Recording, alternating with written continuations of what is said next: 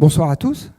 Merci beaucoup d'être là. Avec Serge et Virginie, on est ravis de vous accueillir au nom du DMC Brains à cette conférence débat, Comprendre le cerveau et ses maladies, où on va parler à la fois des grands progrès de la recherche en neurosciences, des modèles expérimentaux qui sont utilisés dans ces recherches, évidemment des attentes des patients, de leurs familles, des patients atteints de maladies du cerveau, des organes des sens, et puis des attentes ou du regard que porte la société civile sur ces recherches. Alors avant de commencer, on aura le plaisir d'avoir pour animer ce débat Nicolas Bastuc du Point, qu'on remercie d'être à nos côtés ce soir. Et je voulais commencer par remercier la mairie de Paris qui nous offre l'accueil dans cet auditorium. Et vous dire deux mots du DMC Brains. Certains d'entre vous le connaissent. Mais le DIM, c'est un domaine de recherche et d'innovation majeur. C'est un réseau qui est financé par la région Île-de-France et qui regroupe l'ensemble des forces de recherche en neurosciences, en sciences de la cognition dans toute l'Île-de-France, mais aussi des industriels, des associations qui œuvrent dans ce domaine. Alors, le domaine d'action de ce réseau, c'est à la fois de financer des équipements pour la recherche, de fédérer les recherches qui ont lieu dans ces domaines en Île-de-France, de former la future génération de chercheurs à travers des programmes doctoraux, mais aussi d'informer le grand public sur les progrès de la recherche et ce qui se fait en Île-de-France dans ces domaines. Et donc c'est dans le cadre de cette activité-là qu'on a voulu, à l'occasion de la Fête de la Science, organiser ce débat autour des maladies du cerveau et de leur compréhension. Et donc je vais laisser la parole à Nicolas Bastuc et à ses invités pour la suite. Merci beaucoup. Merci beaucoup Jean-Christophe. Alors une petite précision d'abord, si vous me voyez de temps en temps regarder mon portable, ce n'est pas que je m'ennuie, mais c'est pour le timing, puisqu'on a un programme très chargé et on va essayer de tenir dans le temps qui nous est imparti. Alors, on n'a plus de Premier ministre, on n'a plus de gouvernement, mais nous avons des chercheurs, et j'ai presque envie de dire, c'est l'essentiel ce soir en cette fête de la science.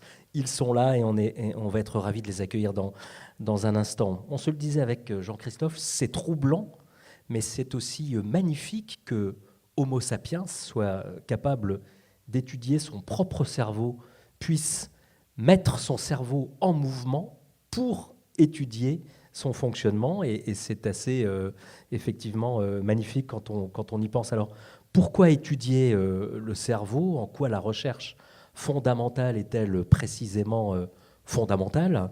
Comment les dysfonctionnements du cerveau se manifestent-ils? Quelle stratégie pour surmonter ces affections? À quel rythme progressent les recherches en neurosciences? Que peuvent en attendre les malades? Autant de questions qu'on va se poser. Et puis, même si elle est pleine de promesses, la recherche nous place face à un dilemme. Jusqu'où le scientifique doit-il aller pour comprendre et soigner les maladies neurologiques?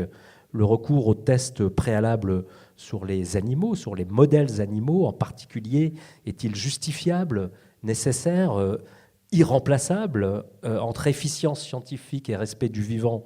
Où placer le curseur? Voilà un peu toutes les questions que nous allons nous poser. On a 2 heures, donc c'est très court, et en même temps, on peut dire un certain nombre de choses. Alors le programme en 3 temps, dans une première table ronde, des chercheurs en première ligne vous dévoileront leurs travaux, les défis scientifiques auxquels ils sont confrontés, mais aussi les interrogations éthiques qui les animent.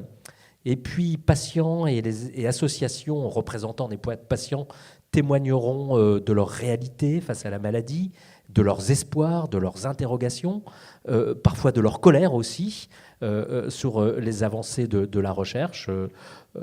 Et pour finir et faire la synthèse, nous interrogerons le professeur Hervé Schneves, neurologue et figure majeure de l'éthique biomédicale. 2 débats, un grand témoin et finalement une seule question: quel compromis adopter pour faire progresser la science, les traitements et inscrire le tout dans une éthique partagée? Nous sommes ensemble pendant 2 heures et donc je vous propose d'accueillir nos premiers invités. D'abord Stéphane Nedelec, qui est là. Bonsoir Stéphane, donc directeur de recherche à l'INSERM. Vous co-dirigez l'équipe neurodéveloppement humain et pathologie associée à l'Institut Jacques Monod à Paris. Vos travaux portent sur les mécanismes cellulaires et moléculaires du développement du système nerveux, en particulier de la moelle épinière et sur les traitements des maladies associées, la sclérose latérale amyotrophique et l'atrophie musculaire spinale, notamment. Pour aborder ces questions, vous et vos équipes développez des modèles in vitro dérivés de cellules souches humaines nommées organoïdes qui permettent d'aborder les mécanismes normaux et pathologiques du développement. Vous nous direz aussi si, malgré tout, la recherche avec des animaux reste incontournable dans votre domaine. Brice Batelier est là également. Bonsoir Brice, directeur de recherche au CNRS, responsable de l'équipe Codes neuronaux et dynamiques à l'Institut de l'audition, un centre de l'Institut Pasteur affilié à l'IHU Reconnect. Vous tentez d'élucider les mécanismes cérébraux qui permettent de construire la perception auditive. Vous travaillez aussi à de nouvelles approches pour restaurer la perception des sons dans le cas d'une perte auditive profonde ou totale, en transmettant l'information directement au cerveau. Claire Viard va nous rejoindre dans un instant. Si vous me le permettez, je la présenterai quand elle sera là, mais elle a une excuse, elle arrive de Buenos Aires, donc c'est pas tout à fait la porte à côté. Nous avons Serge Picot qui est là également. Bonsoir Monsieur Picot, soyez le bienvenu. Vous êtes directeur de l'Institut de la Vision, qui associe Sorbonne Université, l'INSERM et le CNRS, directeur de recherche à l'INSERM, co-coordinateur du DIMSI Brains, organisateur de cette manifestation, et vos travaux portent à la fois sur la restauration de la vision chez des patients aveugles et la prévention de la perte visuelle. Vous nous direz aussi dans quelle mesure vos travaux progressent et quels espoirs ils offrent aux patients. Et puis nous sommes heureux d'avoir également avec nous, puisque c'est un peu la thématique, un expert au sein d'un comité d'éthique d'expérimentation animale, Vincent Villette, chercheur du CNRS à l'Institut de biologie de l'École normale supérieure. Vos travaux, monsieur, visent à appréhender le fonctionnement du cervelet lors de mouvements complexes. Si j'ai bien compris, comment on reprend son équilibre après l'avoir perdu dans des conditions un petit peu acrobatiques, et vous cherchez à comprendre les processus qui régissent ces apprentissages. Et pour cela, vous utilisez des méthodes innovantes pour mesurer optiquement l'activité neuronale des microcircuits du cervelet. Donc vous êtes là à double titre, comme scientifique et comme expert au sein d'un comité d'éthique qui réfléchit justement aux expérimentations animales. Vous êtes membre du comité d'éthique Charles Darwin. Voilà, j'espère ne pas m'être trompé dans la présentation. Avant de parler éthique au regard notamment de la manière dont les animaux sont considérés dans vos labos, dans vos recherches en neurosciences, j'ai envie de vous faire parler un petit peu de cette passion qui nous réunit ce soir, de cet objet, je ne sais pas si on peut dire, de cet organe sans doute le plus complexe, le plus mystérieux, le cerveau. En quoi est-ce qu'il vous fascine? Pourquoi est-ce que vous avez choisi de vous intéresser à lui? Alors la parole circule librement, il n'y a pas d'ordre protocolaire ou hiérarchique, bien sûr. Dites-moi pourquoi vous travaillez sur cet objet scientifique. Est-ce qu'on peut parler d'organe d'abord? Oui, c'est un magnifique organe à deux titres. Le premier, il est magnifique d'un point de vue architectural. Enfin, je veux dire, quand on a la chance de faire des images du cerveau, on se rend compte à quel point c'est artistiquement joli. C'est bien structuré, organisé ou chaotique, ça dépend des structures. En tout cas, le cerveau est magnifiquement organisé. Et c'est aussi magnifique dans sa complexité. C'est-à-dire qu'on est encore là, nous, neuroscientifiques, parce que c'est très difficile de décrypter comment il fonctionne. Et donc, c'est très difficile, c'est très complexe, mais c'est ça qui le rend joli. Est-ce qu'on y arrivera un jour, ou est-ce que vous êtes comme ces bâtisseurs de cathédrales qui démarraient un chantier en sachant pertinemment que de toute façon, il faudra des générations qui vous succéderont pour voir l'édifice révélé? Il faudra des générations, c'est évident, mais ça n'empêche qu'on a évidemment l'ambition d'y arriver pour avancer dans les connaissances fondamentales, mais aussi pour les patients à avancer dans la compréhension des mécanismes qui sont impliqués dans les pathologies. Monsieur, le cerveau, qu'est-ce qui vous fascine dans cet organe qui est beau, nous disait notre premier invité? À l'Institut de la Vision, on travaille sur le cerveau parce qu'il y a une partie visuelle qui se trouve dans le cerveau, mais on travaille aussi beaucoup sur son extension qui est l'œil et la rétine. Donc en fait, ce qui est assez magique, on ne se rend pas compte quand on voit bien combien en fait ces images perçues sont exceptionnelles. Mais je pense que les patients qui nous parlent, eux, de leur vision, et quand on essaye de leur redonner de la vision, qu'on essaye de reconstruire des éléments qui ressemblent un peu, par exemple, à la rétine, c'est vrai qu'on se rend compte de toute la complexité, parce que malheureusement, quand on essaye de redonner la vue aux patients aveugles, on redonne certaines perceptions, mais c'est vraiment tellement peu par rapport à la beauté des images qu'on voit naturellement. Donc nous, on essaye vraiment de comprendre justement comment on voit, parce qu'on ne sait toujours pas finalement comment on voit vraiment, et comment la mosaïque de cellules qui est dans notre rétine arrive à faire ces images, arrive à envoyer ces signaux au cerveau, que le cerveau reconstruit, on ne sait pas très bien comment. Donc c'est toute cette magie du système visuel qu'on essaye d'analyser. Magique, beau, complexe. Vous qui travaillez plutôt sur lui, autre sens essentiel, pourquoi vous êtes dirigé vers les neurosciences? Moi, je travaille sur lui, mais à la base, j'avais étudié la physique. Oui. Et c'est vrai qu'en physique, on a l'impression qu'on comprend déjà beaucoup de choses, alors qu'en neurosciences, tout est encore un peu ouvert. Et puis surtout, ce qui me fascinait, c'est le cerveau, c'est vraiment ce qui est au cœur de l'humain, c'est ce qui fait ce que nous sommes. Et donc, essayer de comprendre le cerveau, c'est aussi essayer de comprendre comment l'humain fonctionne, et c'est ça qui m'intéressait, en fait, au départ.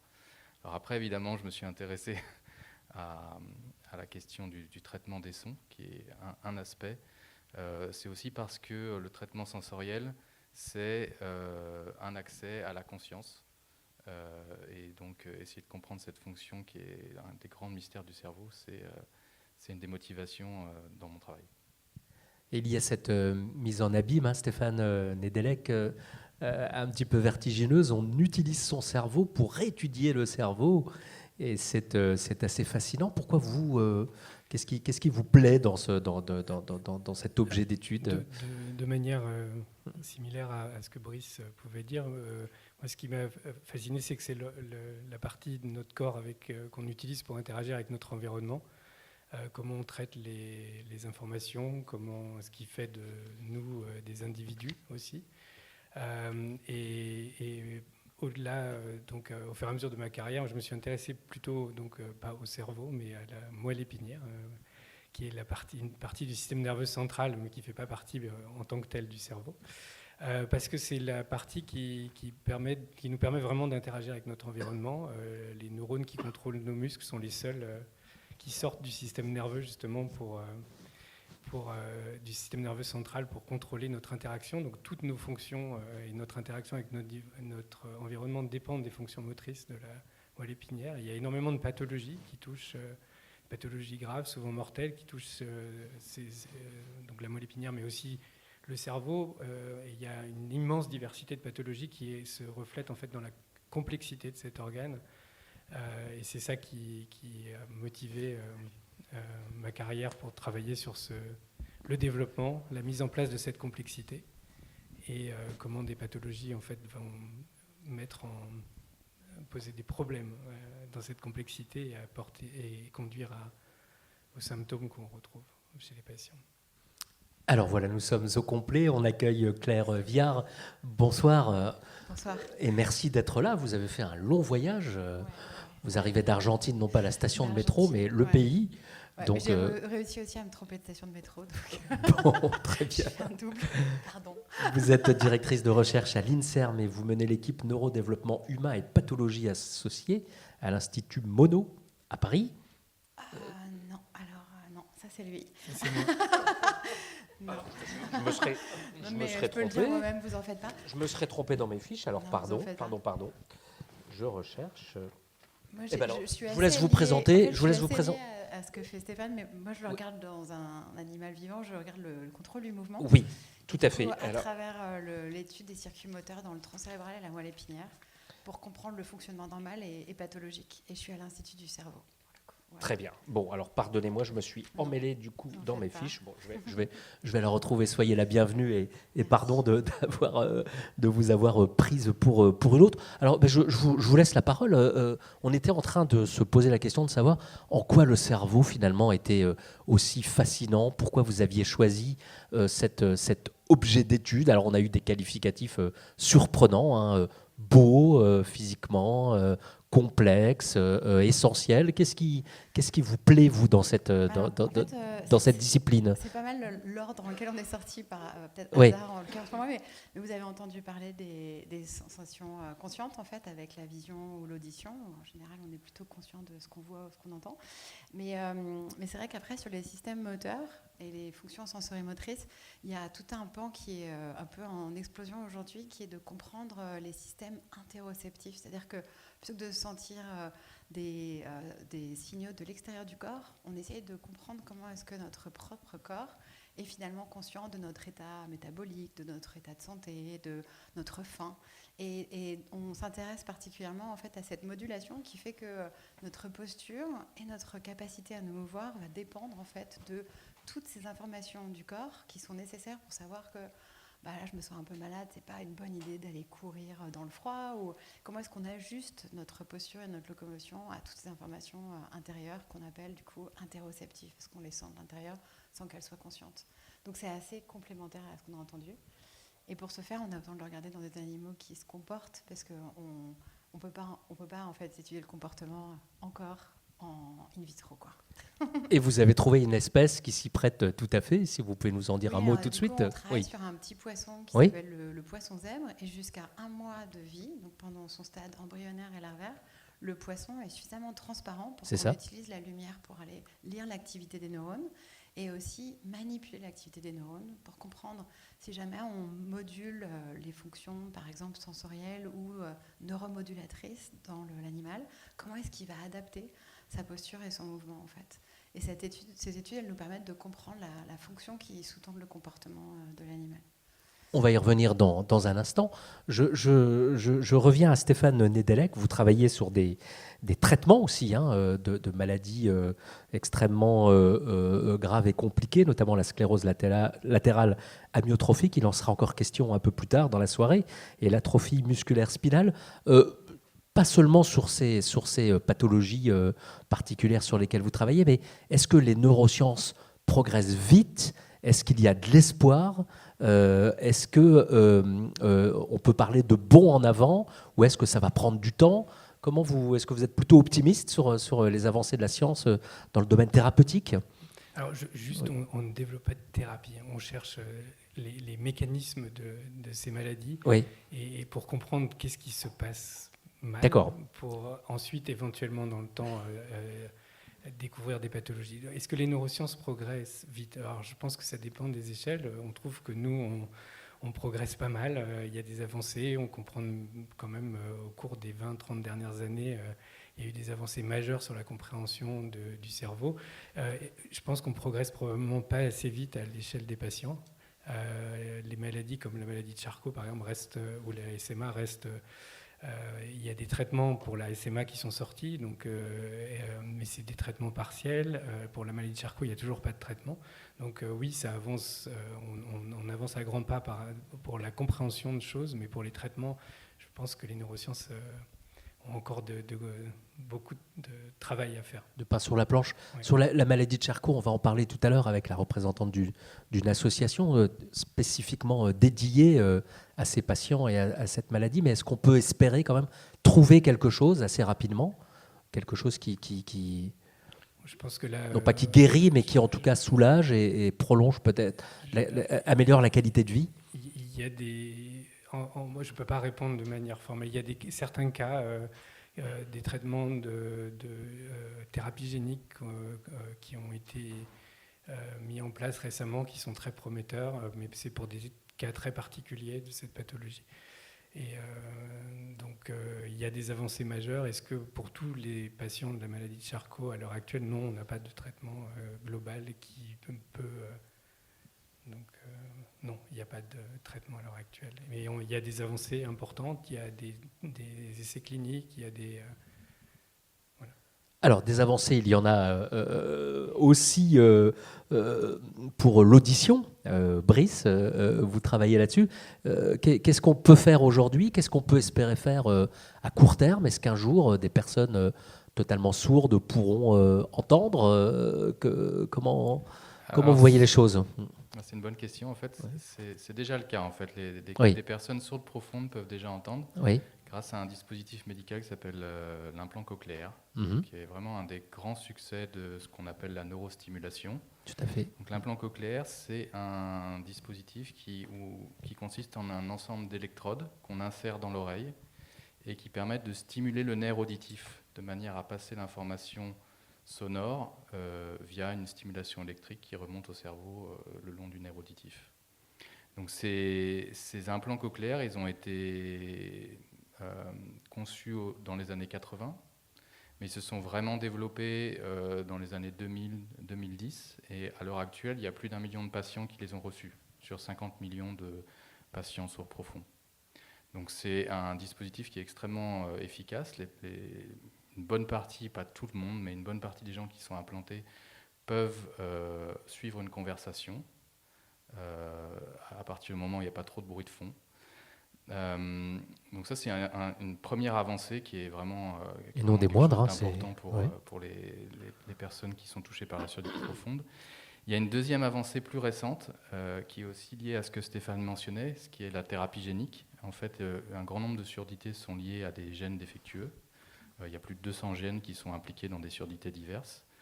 Et récemment, on a montré que, pas mon équipe, mais les gens qui travaillent dans le domaine, et en particulier Christine Petit, qui est la fondatrice de l'Institut d'audition, a montré qu'il était possible en fait, de réparer ces gènes et de rendre l'audition dans le cadre de surdités particulières où en fait, on peut remplacer les gènes et restaurer la fonction.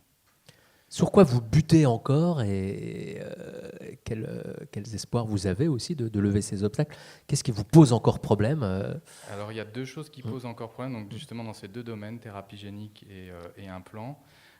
Au niveau de la thérapie génique, c'est le fait que ça fonctionne pour un tout petit nombre de patients, en fait, seulement pour les gènes qui vont pouvoir être corrigés et restaurer la fonction de l'oreille. Parfois c'est trop tard en fait, l'oreille s'est déjà formée avec des gènes manquants et c'est plus possible en fait de restaurer la fonction. Donc ça, on ne sait pas encore faire une restauration par thérapie génique qui permet de reformer des fonctions qui ont été perdues au moment du développement. Et au niveau des implants, donc l'implant cochléaire c'est vraiment un succès, ça rend une fonction d'audition aux patients. Mais par contre, il y a encore une gêne, c'est-à-dire un patient équipé d'un implant cochléaire dans une fête de famille, par exemple, où il y a beaucoup de bruit de fond, et ben, il va avoir du mal à suivre la conversation des gens avec qui il parle parce que le système n'est pas assez performant. Il y a un problème en fait de qualité de la restauration avec ces implants.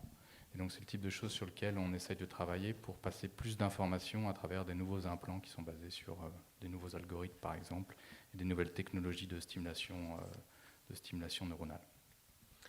Alors Serge, vous, c'est la vue, autre sens essentiel. Là aussi, quelles sont les avancées récentes et quels espoirs aussi peut-on nourrir à l'aune de vos recherches et de vos travaux? Disons qu'un petit peu comme dans les implants cochléaires, en fait, il a été développé des systèmes pour essayer de redonner la vue à des patients aveugles. Mais en fait, il faut beaucoup plus de points de stimulation pour faire une image.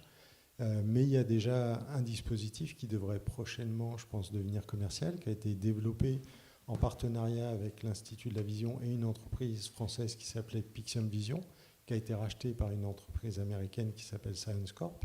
Et prochainement, elle devrait pouvoir commercialiser l'implant. Donc c'est une première étape, mais c'est une vision qui est de relativement faible acuité visuelle, puisque les patients peuvent voir qu'un 20e. Mais on a aussi essayé de développer des approches un petit peu complémentaires ou encore plus fines. Et c'est un petit peu, on a essayé d'utiliser l'approche dont parlait tout à l'heure Claire, qui est de stimuler les neurones. Et pour ça, en fait, on utilise des protéines d'algues. Et en fait, ces protéines d'algues, elles sont sensibles à la lumière. Et quand on les stimule, elles peuvent activer les neurones. Et donc, quand on les exprime dans les neurones par thérapie génique, bien, on constitue en fait un espèce de pseudo-photorécepteur. Et donc, en fait, on a utilisé cette approche pour redonner la vue aux patients aveugles. Donc, actuellement, en France, il y a des patients qui voient parce qu'en fait, ils ont une protéine d'algue qui s'exprime dans certaines cellules de leur rétine. Et donc, vous imaginez que pour arriver à ça, il a fallu qu'on teste est-ce que ça allait fonctionner chez des patients. Et en particulier, on a fait des expériences sur des animaux parce qu'en fait, on avait peur que le fait de décorer une cellule, un neurone avec une protéine d'algue, le système immunitaire du patient allait reconnaître cette cellule qui est décorée comme une algue et allait la tuer. Et donc c'est pour ça qu'on a fait beaucoup de tests fonctionnels et aussi pour mesurer l'inflammation, pour vérifier qu'en fait, ce processus de reconnaissance par le système inflammatoire n'allait pas se développer chez le patient. Et heureusement, il ne se développe pas, et donc des patients peuvent voir de cette manière-là. Donc vous voyez, mais après, c'est vrai que c'est bien de redonner la vue aux patients, mais ce que l'on aimerait encore plus, c'est empêcher ces patients de perdre la vue. Or, en fait, dans beaucoup de pathologies, les photorécepteurs à cônes qui nous permettent de voir les couleurs, qui nous permettent d'avoir une acuité visuelle centrale très très fine, qui nous permettent de voir le jour, en fait, ils dégénèrent. Donc c'est dans le cas, par exemple, du décollement de rétine, de la dégénérescence maculaire liée à l'âge ou de certaines maladies héréditaires. Et donc actuellement, à l'Institut de la Vision, on a vraiment des programmes pour limiter cette dégénérescence. Et donc on part au départ avec ces cellules isolées à partir de rétine de porc, et puis on teste des molécules, on crible des molécules qui préviennent leur mort, et on va comme ça jusqu'à l'animal pour vérifier que les molécules qu'on a criblées sont bien efficaces. Donc vous voyez, il y a vraiment toute une chaîne de modèles pour aller en fait trouver ces nouveaux médicaments de demain. Alors Claire, je voudrais que vous nous disiez un mot sur la recherche fondamentale. En quoi est-ce qu'elle est fondamentale justement et en quoi est-ce qu'elle est irremplaçable, indispensable, avant même de songer à ces prolongements thérapeutiques et puis que vous inspire aussi ce qui vient d'être dit. C'est super ces deux exemples parce que c'est vrai que vous avez des organes qui sont quand même superficiels. Vous arrivez à amener de la lumière dans l'œil, vous arrivez à amener une stimulation dans la cochlée.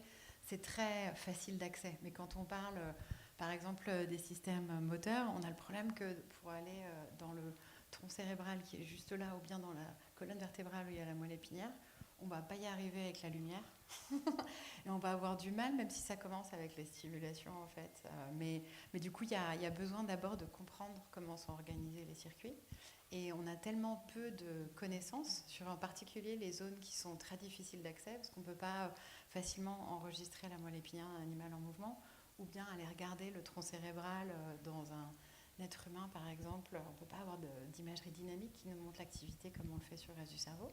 Et du coup, on a besoin d'abord de comprendre l'organisation des circuits à travers les espèces vertébrées pour trouver ce qui est conservé, ce qui diffère, et pouvoir faire, par la suite, on l'espère, des stimulations peut-être informées. On va utiliser la connaissance des circuits pour aller en aval des circuits qui dégénèrent dans les pathologies. Donc c'est un peu similaire à ce qu'on a entendu sur la rétine, mais quand en fait un patient parkinsonien développe des syndromes moteurs, il a déjà perdu 80% des neurones qui sont importants pour initier la locomotion. Et du coup, c'est déjà un peu tard en fait d'aller dans la zone où il faudrait stimuler. On fait de la stimulation profonde, en particulier la pitié salpêtrière, mais c'est vrai que malheureusement, ça ne va pas marcher très longtemps en fait.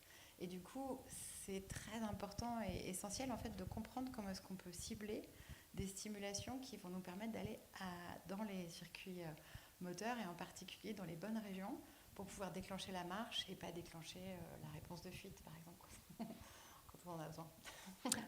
Alors, Gilles, je vais vous donner la parole dans un instant parce qu'on vient maintenant au deuxième temps de notre réflexion qui est la place de l'animal dans vos recherches. Est-ce que concilier rigueur scientifique, efficience de la recherche et et respect de ces autres êtres vivants. Est-ce que c'est une équation compliquée? Est-ce que c'est une équation encore plus compliquée dans le domaine des neurosciences?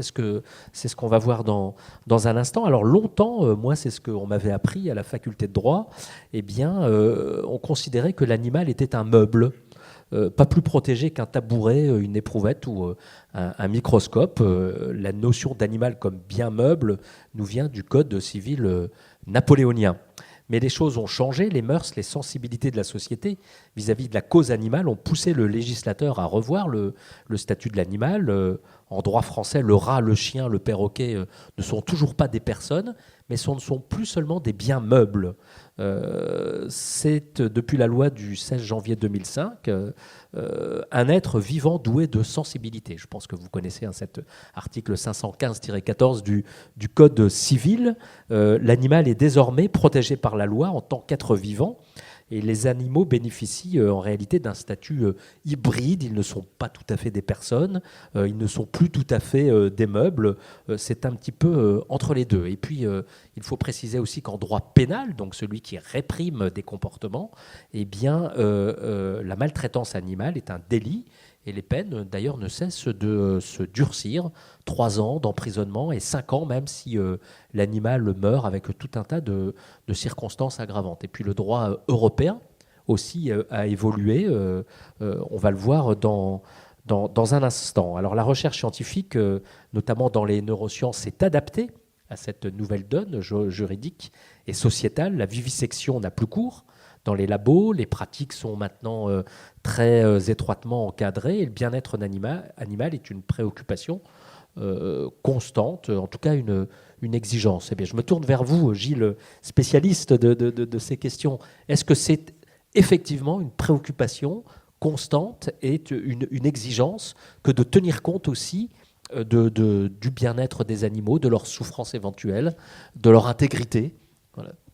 Donc oui, tout à fait. C'est une préoccupation du quotidien pour 2 raisons. La première, c'est que quand on fait notre métier, on le fait avec nos règles morales. Et nos règles, c'est que, en fait, on étudie le vivant, donc on n'a clairement pas envie d'être des tortionnaires. Ça, c'est une première chose qui est vraiment importante. Donc on respecte l'animal. J'ai plusieurs étudiants qui aiment à prénommer les animaux pour faire les expériences. Donc ça c'est quelque chose de fondamental. Et vous sentez que chez vos étudiants et chez vos collègues aussi, au-delà du surmoi législatif qui vous contraint, est-ce que vous sentez aussi que c'est une préoccupation, que les scientifiques ont aussi cette idée sûr, en tête? Les temps ont changé. Oui. Il y a probablement 40 ans, il y avait des mauvaises pratiques qui sont maintenant bannies et c'est fort heureux. Maintenant, je pense qu'on est tous d'accord pour dire qu'on prend soin de nos animaux, on les aime, les animaux, et on fait les choses dans le respect des bonnes pratiques de laboratoire, mais aussi dans le respect des animaux. L'autre chose que je voulais dire, c'est que, évidemment, il y a des règles qui nous contraignent, façon de parler. En réalité, ce qui nous intéresse d'abord, c'est de faire de la science. Pour faire la science, il faut être reproductible. Pour être reproductible, il faut avoir des animaux qui sont en bon état, qui vont bien, qui font les exercices, qui coopèrent pour faire ce qu'on leur demande de faire. Et donc, du coup, pour ça, on doit être bienveillant, on doit assurer leur bien-être, et c'est ce qu'on fait au quotidien. Vous allez nous parler de la fameuse règle des 3 R, hein, qui est un petit peu le paradigme de la législation européenne, mais je voulais faire un petit tour de table, cette préoccupation du bien-être des animaux, du respect de leur intégrité, autant que faire se peut. Est-ce que c'est quelque chose que vous avez senti monter ces dernières années? Est-ce que vous-même, c'est une préoccupation?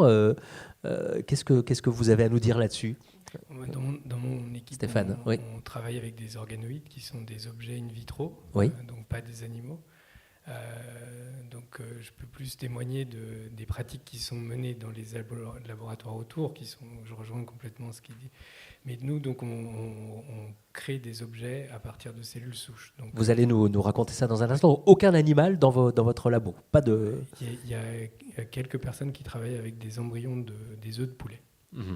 D'accord. Peut-être que moi je pourrais Oui, ajouter Claire. quelque chose. Il y a 25 ans, quand j'ai commencé personnellement, effectivement, la science, c'est que j'étais en province, en l'occurrence, quand j'ai commencé mon master, il y avait des pratiques qui étaient vraiment différentes. Et la vérité, c'est qu'à l'époque, les gens utilisaient beaucoup les tissus pour comprendre et caractériser les propriétés cellulaires et moléculaires, et avaient souvent besoin de faire recours à l'animal pour aller regarder, par exemple, ce qu'on appelle des immunohistochimies, on va mettre des anticorps, et donc ils accédaient au tissu, en fait. Et c'est vrai que dans les dernières 20 ans, il y a eu une explosion de l'étude du comportement en fait, animal pour comprendre comment les états internes changent le comportement. Et en ayant cette approche vraiment axée sur le comportement, ça a permis que ce qui était peut-être de la neuroéthologie, c'est-à-dire de l'étude des comportements dans leur milieu naturel, est rentré dans les laboratoires en fait. Parce qu'on a besoin dans les expériences qu'on fait tous que, comme tout à l'heure tu viens de le dire, on ait des animaux qui soient contents et qui soient en fait qui aient envie de répondre à la tâche, que ce soit auditif, visuel ou autre. Et du coup, c'est vrai que ça nous a amené une beaucoup plus grande conscience en fait de quels étaient les états internes, comment est-ce qu'on peut les quantifier et comment est-ce qu'on peut vérifier que justement on suit le bien-être animal mais d'une manière un peu précise et quantitative en fait. Messieurs, oui. Oui, sur cette question particulière. Sur ce sujet, moi je pense que c'est une évolution globale. En fait, notre société évolue et progresse. On s'intéresse de plus en plus à l'impact que l'homme a sur l'environnement. Les animaux sont une partie vraiment importante de notre environnement. Et donc dans cette évolution, on voit que tout le monde s'intéresse beaucoup plus au respect de la condition animale. C'est quelque chose qui est progressif. Il y a 20 ans, ça existait déjà et c'est de plus en plus... amplifié, quoi. Ça s'est beaucoup amplifié, on le ressent plus maintenant dans nos pratiques, mais c'est une lame de fond, je dirais. Serge, oui. Oui, on constate effectivement cette évolution, mais même nous, on en est conscient et on participe à cette évolution parce qu'on essaye de développer de plus en plus de modèles de culture. Par exemple, nous, on purifie la rétine à partir d'yeux de porc qui sont obtenus des abattoirs parce qu'on peut en utiliser en masse, on peut purifier les cellules de ces rétines d'yeux de porc, on peut travailler avec elles. Donc en fait, on va essayer de développer au maximum ces modèles sur lesquels on apprend beaucoup de choses, comme sur les organoïdes. Les organoïdes se développent aussi beaucoup dans notre institut. Donc il y a cette volonté de développer des modèles un peu in silico ou ex vivo, mais il y a un moment où en fait on arrive à une limite. Mur, où en fait, si on veut continuer, bien, il va falloir qu'on teste ça dans un contexte où il y a le système vasculaire, il y a le système inflammatoire, il y a toute cette complexité du vivant qui peut être retrouvée. Et donc là, on va être obligé finalement de venir pour tester la diffusion des molécules, pour tester l'efficacité des molécules, de se replacer dans ce contexte très complexe qui est le vivant. Et donc, en tant que système. C'est la phase ultime. Oui. Et même à l'Institut de la Vision, dans la mesure où, par exemple, la macula, elle n'est que chez les primates, eh bien, parfois, on va être amené à utiliser ce type d'animaux très complexes, mais dans une phase vraiment ultime, au dernier moment, où on veut vraiment avoir cet élément qui va nous permettre de convaincre une agence réglementaire qu'on a peut-être potentiellement un médicament, un traitement. Vous allez nous expliquer dans un instant ce que vous faites, notamment vous travaillez avec des singes, je crois, notamment, et vous nous expliquerez en quoi ces expériences sont irremplaçables. Il y a un téléphone qui sonne. On a un nouveau Premier ministre ? Dites-nous. Non. Alors, le droit positif européen, donne un petit peu le là et nous dit, vous dit à vous, scientifiques, ce que vous pouvez faire et ne pas faire. C'est la fameuse règle des 3 R. Enfin, je dis fameuse, je l'ai découvert en préparant ce débat. Est-ce que vous pouvez, Gilles, nous expliquer un petit peu de quoi il s'agit ? Comment s'est encadré le travail avec les modèles animaux aujourd'hui ? Donc oui, le travail sur les animaux est encadré dans le contexte de règles européennes, enfin de lois européennes qui sont transcrites en droit français. Ouais. Ça a été transcrit, la dernière mouture, c'est de 2013. Et en réalité, ce que ça dit, c'est que... Où est-ce qu'on trouve le texte dans le droit positif français, alors sur c'est dans le code de la santé publique, j'imagine? Non, c'est toujours... si je ne me trompe pas, c'est encore dans le code rural. Hein. D'accord, ou le code rural, tout à fait. Ouais, le code rural et de la pêche maritime. Ok, On a le président du comité d'éthique qui est là. très bien. C'est super. Bonsoir, monsieur. Et du coup, oui, c'est comment dire? La règle des 3 R. Ces réglementations nous imposent de nombreux agréments, validations. Ça part d'abord, on commence déjà par appliquer un financement de projet. Dans le financement de projet, en fait, on nous demande quel est l'agrément expérimental qu'on a. Cet agrément expérimental, on peut l'avoir quand on le fait valider par le ministère de la Recherche, ayant passé par un comité d'éthique que je représente un peu ce soir. Et en fait, cette demande d'agrément de projet au comité d'éthique, elle est possible quand on est dans un laboratoire agréé, qu'on commande des animaux d'un élevage agréé et qu'on a un personnel qui est formé. Donc il y a déjà tout ce contexte-là. Avant de parler des 3R, il y a déjà ce contexte-là Ces contrôles qui est obligatoire. Oui. Et je n'ai pas parlé des contrôles. Là, c'est ce qui est déclaratif. Ok. Et donc, par exemple, la formation, il y a une formation initiale, c'est-à-dire que quand on est chercheur, ingénieur, technicien, qu'on expérimente sur les animaux, on a un degré d'heure qui est requis. Par exemple, pour un chercheur, c'est de l'ordre de 57 heures, formation initiale. Et ensuite, il y a les formations complémentaires. Par exemple, on est plusieurs ici à faire des chirurgies, donc il y a la formation complémentaire en chirurgie, c'est un diplôme. Et il y a aussi la formation continue, donc plusieurs heures par an. C'est un peu comme si vous avez le permis de conduire, mais en fait, c'est comme si un peu tous les ans, on vous demandait de passer plusieurs heures de conduite dans une auto-école pour valider que vous êtes toujours conscient des limites, de ce qu'il faut faire, ce qu'il ne faut pas faire. Comme une piqûre de rappel. Hein, donc peu, voilà. Oui. Et ensuite, donc, on peut, quand on a tout ça, c'est-à-dire les agréments, les formations, on peut postuler une demande de projet qui est basée sur une demande de financement scientifique qu'on a eue ou qu'on veut avoir. Et l'idée, c'est d'expliquer au comité d'éthique et au ministère de la Recherche ce qu'on va faire, comment on va le faire, avec quelle aiguille on va injecter, par exemple, tel produit, tel volume. Tout ça, c'est réglé. C'est-à-dire qu'on ne peut pas injecter plus d'un certain volume à une certaine fréquence à un certain animal en fonction de son poids.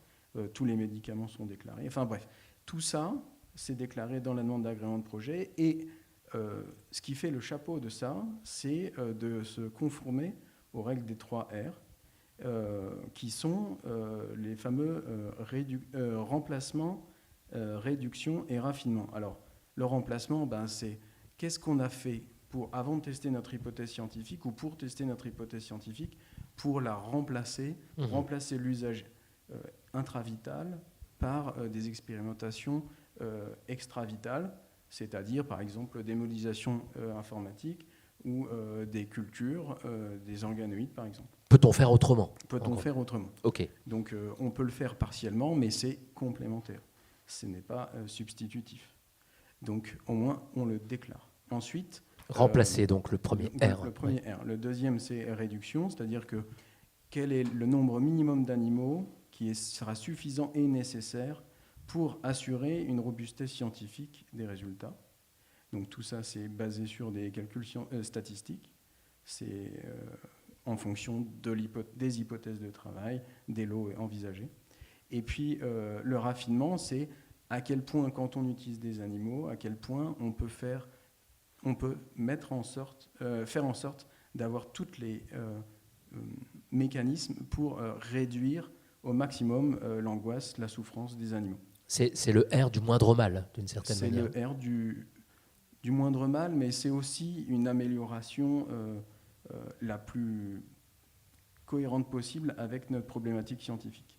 J'imagine, messieurs, dames, et Claire aussi, que ces critères, vous les avez bien en tête. Est-ce qu'ils vous semblent pertinents ? Est-ce que vous les comprenez ? Et puis l'autre question quand même qu'on peut se poser, est-ce que tous les continents du monde s'embarrassent de ces normes, de ces préoccupations ? Et d'une certaine manière, est-ce que ça n'est pas aussi un boulet que l'on met au pied des chercheurs et qui empêche peut-être, je pose la question de manière un peu abrupte, mais certains soutiennent aussi cette thèse. Est-ce que on ne croule pas là un peu sous un poids normatif qui a de bonnes intentions, mais qui d'une certaine manière aussi freine le progrès scientifique ? Oui, je vous en prie. Oui. En Argentine, il n'y avait pas de protocole animal. Eh oui. Voilà. Voilà. Pour la science non plus d'ailleurs, mais, bon. mais c'est vrai qu'ils ont. J'étais surprise. C'est pas mieux, c'est pas mieux. Non, mais il n'y a aucun protocole animal, et c'est vrai qu'en Chine, on me raconte qu'il n'y a pas non plus beaucoup de protocoles animaux, en tout cas dans les endroits où j'ai été. Mais c'est vrai que pour être franche, c'est un peu là-dessus le contraire en fait. C'est-à-dire que quand on comprend le modèle qu'on étudie et qu'on sait que, justement, on sait comment faire en sorte d'avoir une approche bienveillante pour que l'animal soit dans un état calme et qu'il soit bien disposé, en fait, on comprend aussi qu'on fait des meilleures expériences. Donc c'est plutôt dommage, je trouve personnellement, pour les pays où en fait ils n'ont pas encore eu cette réflexion, parce qu'effectivement, non seulement sûrement certaines expériences ne sont pas bien réfléchies, parce que nous, ça nous donne beaucoup de réflexions sur comment est-ce qu'on optimise nos processus pour être à la fois le plus bienveillant possible et faire en sorte qu'on ait un impact minimal sur les animaux.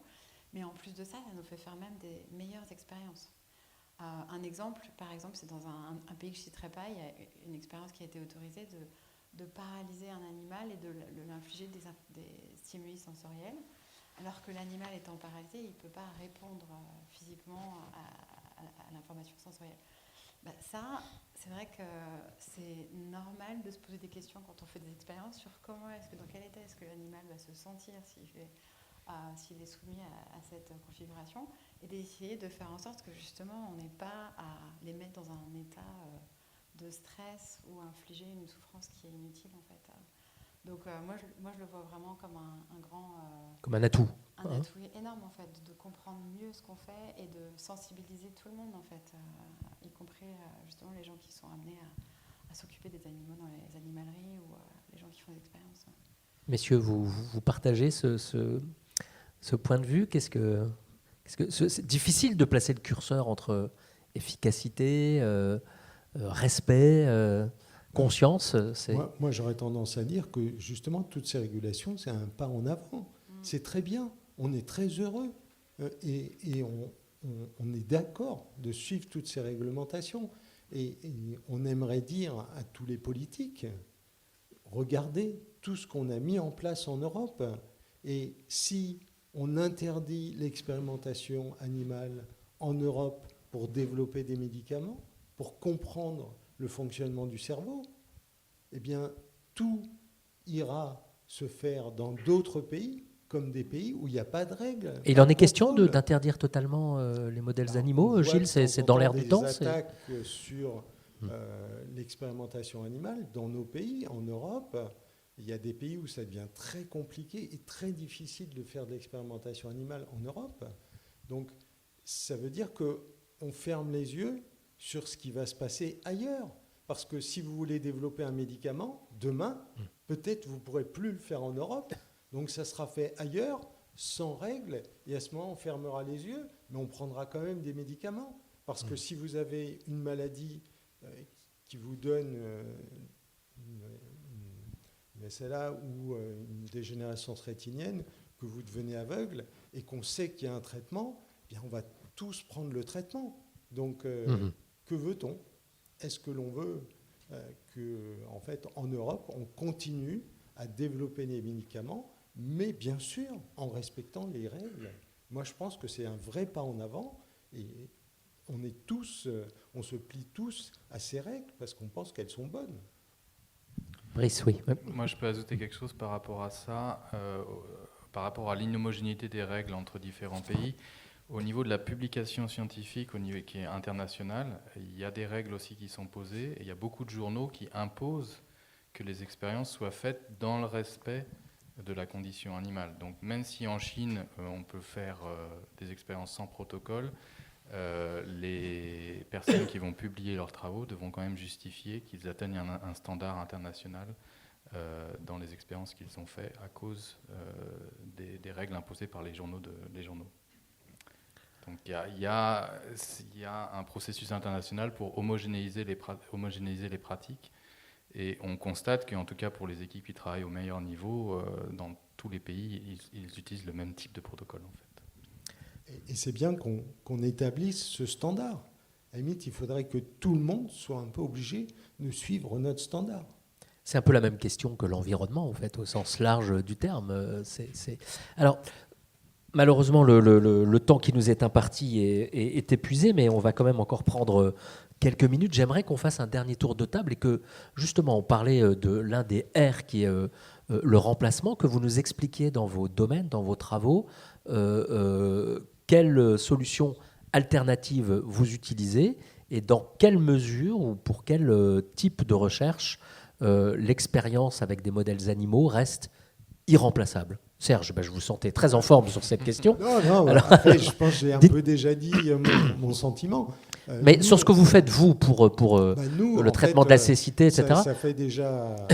Il y a une collègue à moi qui, depuis 30 ans, a commencé à développer des modèles de culture cellulaire. Et elle a raffiné de plus en plus ces modèles. À savoir qu'au départ, elle mettait toutes les cellules en culture mixte. Et puis, tout d'un coup, elle a été capable de trouver les moyens de purifier un type cellulaire. Un type qui est extrêmement important pour nous, c'est les cônes, les photorécepteurs à cônes, qui sont aussi importants. Mais quand on veut tester l'effet d'une molécule sur ces cônes, c'est bien parfois d'avoir en fait le tissu en entier qui est conservé avec toute son architecture. Donc elle a carrément développé un système où on peut cultiver la rétine dans son entier. Et là, on peut tester bien l'efficacité d'une molécule sur un type cellulaire. Mais c'est après, une fois qu'on a fait toutes ces étapes-là, où on va être confronté au mur d'essayer de tester si, dans un contexte global, avec tout le fonctionnement du corps, eh bien, est-ce que, en fait, on va être capable de faire un traitement thérapeutique, d'appliquer une molécule thérapeutique. Surtout que nous, à l'Institut de la Vision, on veut comprendre comment on voit, mais on veut essayer aussi de prévenir les maladies. Donc, quand on a cet objectif de prévention des maladies, eh bien, il y a un moment, on veut tester nos approches thérapeutiques. Et là, eh bien, on est obligé de passer sur des modèles animaux vivants pour pouvoir démontrer une efficacité et après pouvoir aller jusqu'à une agence réglementaire qui va accepter les résultats des tests. Et à ce moment-là, comment est-ce que vous appliquez le troisième R, qui est celui du raffinement? Quelles précautions vous prenez? Comment ça se passe? À ce moment-là, on fait... Sur des modèles primates, hein, on fait pas seulement. Attention d'appliquer tous les traitements antidouleurs s'il y a besoin de faire quelque chose.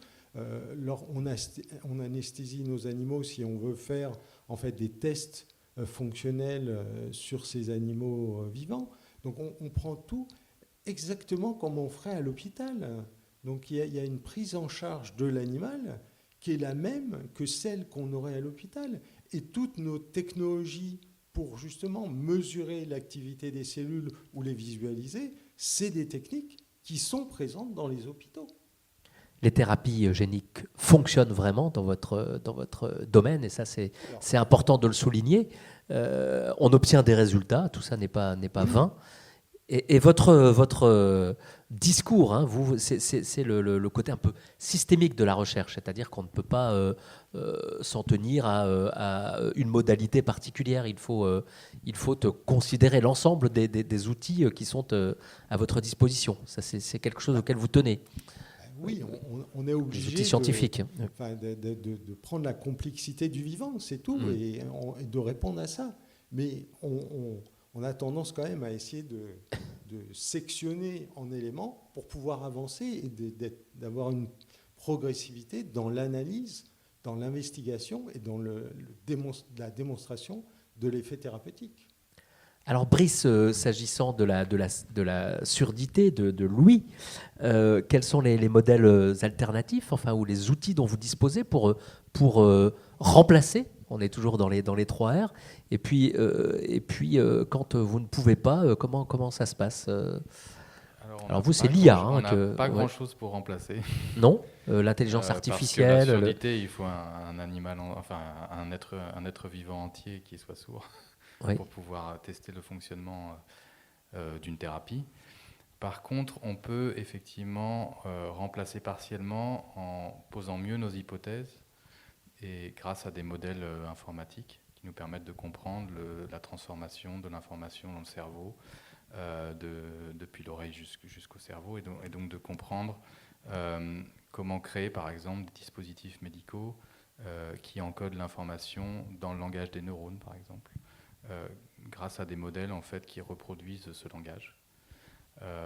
Donc c'est le type de choses qu'on peut faire pour affiner nos stratégies thérapeutiques, mais à la fin, in fine, on doit toujours les tester directement sur un organisme entier. Et donc à ce niveau-là, on n'a pas de méthode de remplacement. Et alors quels animaux utilisez-vous et quelles précautions prenez-vous pour les respecter autant que faire se peut ? Alors on utilise, nous, dans notre laboratoire, essentiellement des souris. Sur lesquels on peut, pour lesquels on a acquis une compétence pour tester leur perception auditive de manière comportementale. Et donc on a développé des techniques pour motiver les souris à faire ce comportement en ayant un impact minimal sur leur bien-être, donc en réduisant par exemple des méthodes de déprivation. On a par exemple développé des méthodes pour remplacer la déprivation qui peut être par exemple une déprivation hydrique, on leur donne un peu moins d'eau, par des méthodes de stimulation des centres de la récompense qui permettent d'avoir un animal motivé mais sans déprivation. Type de raffinement que l'on utilise dans le laboratoire. Alors Stéphane, avant de se quitter, un mot quand même sur... vous êtes moins concerné, vous, par les expériences avec des animaux, mais vous développez aussi des modèles dérivés, des modèles in vitro dérivés des souches, des cellules souches humaines, ce qu'on appelle les organoïdes.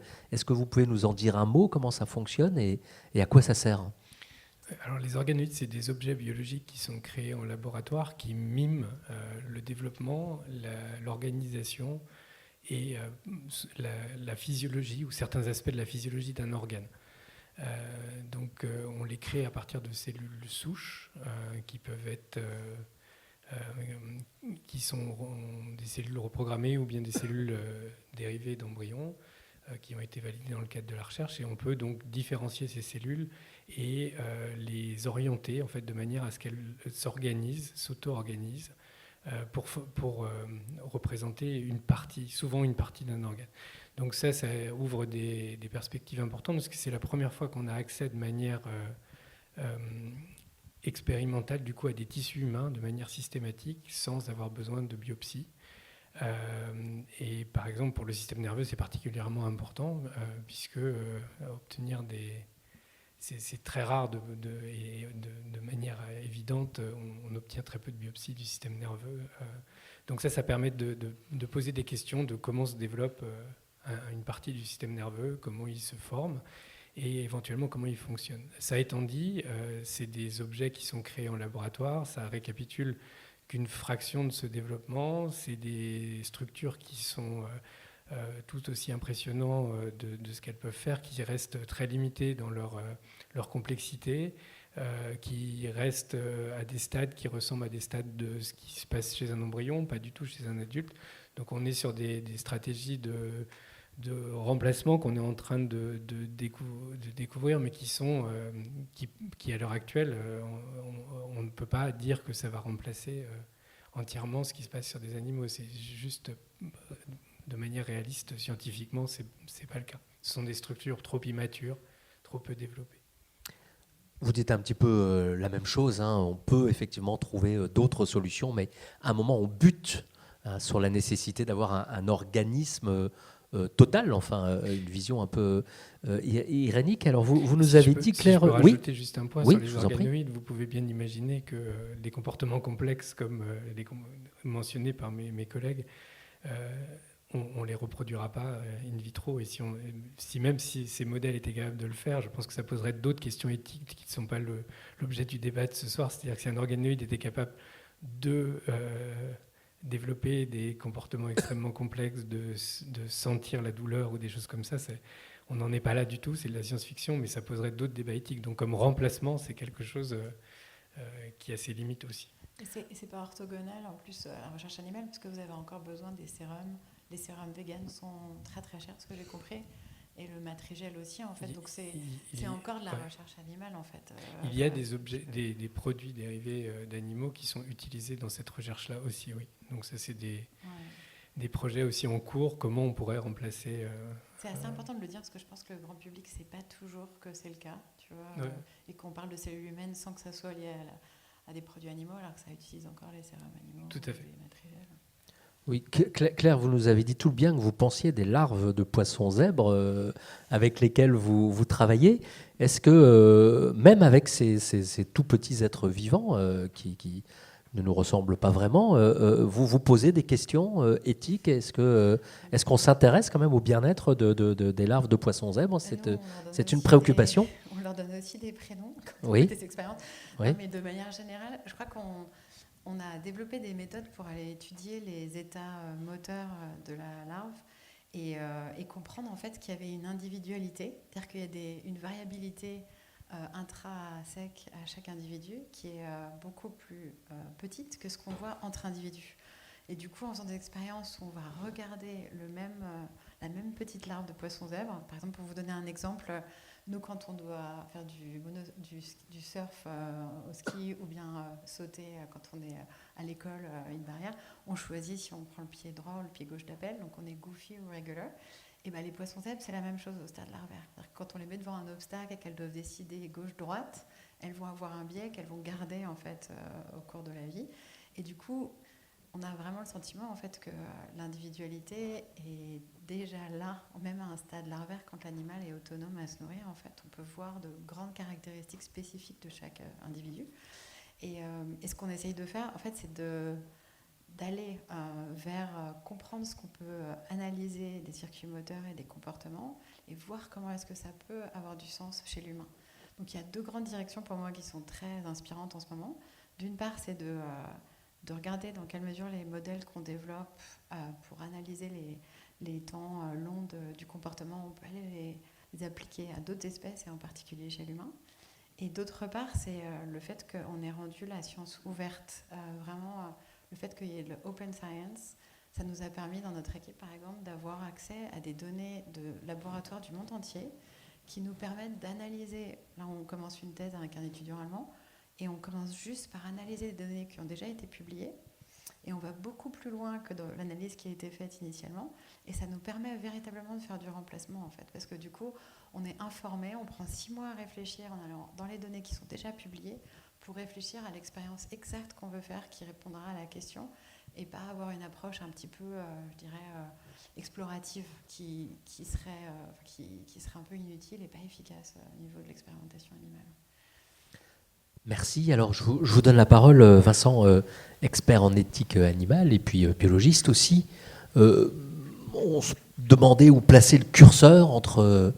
effectivement, c'est cette nouvelle revendication d'une prise en compte légitime du bien-être des animaux et en même temps la nécessité de progresser dans la recherche, d'avoir aussi sur un plan économique une recherche performante dans une compétition qui est mondiale. Alors vous le placeriez où, vous, le curseur? Enfin, comment vous voyez les choses? Et puis cette question aussi qui est venue grâce à l'intervention de Serge, est-ce qu'on peut imaginer qu'un jour le législateur européen interdira totalement les expériences avec des animaux? C'est quelque chose qui est dans l'air ou pas? Alors, où placer le curseur? La première question, donc, je pense que c'est l'adéquation entre les bonnes pratiques de laboratoire qu'on applique tous aujourd'hui, et comme je le disais, les mauvaises pratiques, les gens qui font des mauvaises pratiques doivent être bannis et punis, et c'est prévu, donc c'est appliqué. Mais l'autre côté de où mettre le curseur, c'est quand la bureaucratie dépasse l'entendement, c'est-à-dire à quel point on est obligé de justifier des choses qui sont surnuméraires ou la lourdeur administrative. Donc pour moi, c'est là où on doit mettre le curseur, c'est-à-dire que, comme on l'a mentionné à plusieurs, depuis 25 ans, il y a eu de nombreux progrès, prise en compte, formation, existence de formation, etc. Du coup, je pense qu'on est arrivé à un point où le bien-être animal, il est assez établi, suivi. Et en fait, dans les instituts, il y a des structures de bien-être animal qui sont garants de vérifier que pendant les procédures qui sont déposées, comme je l'expliquais tout à l'heure, le bien-être animal est respecté et consulté en cas de situations particulières, non prévues. Donc, comme je disais, le bien-être animal est respecté, les bonnes pratiques de laboratoire sont une commune mesure, et donc du coup, la limite du curseur, c'est pour ne pas rajouter de bureaucratie non essentielle. Et ça rejoint un peu la deuxième question, c'est à quel point les risques, parce que j'appelle ça un risque en fait, c'est-à-dire qu'on fait un beau métier, mais c'est quand même un métier où on est relativement visé en fait, par rapport à l'expérimentation animale.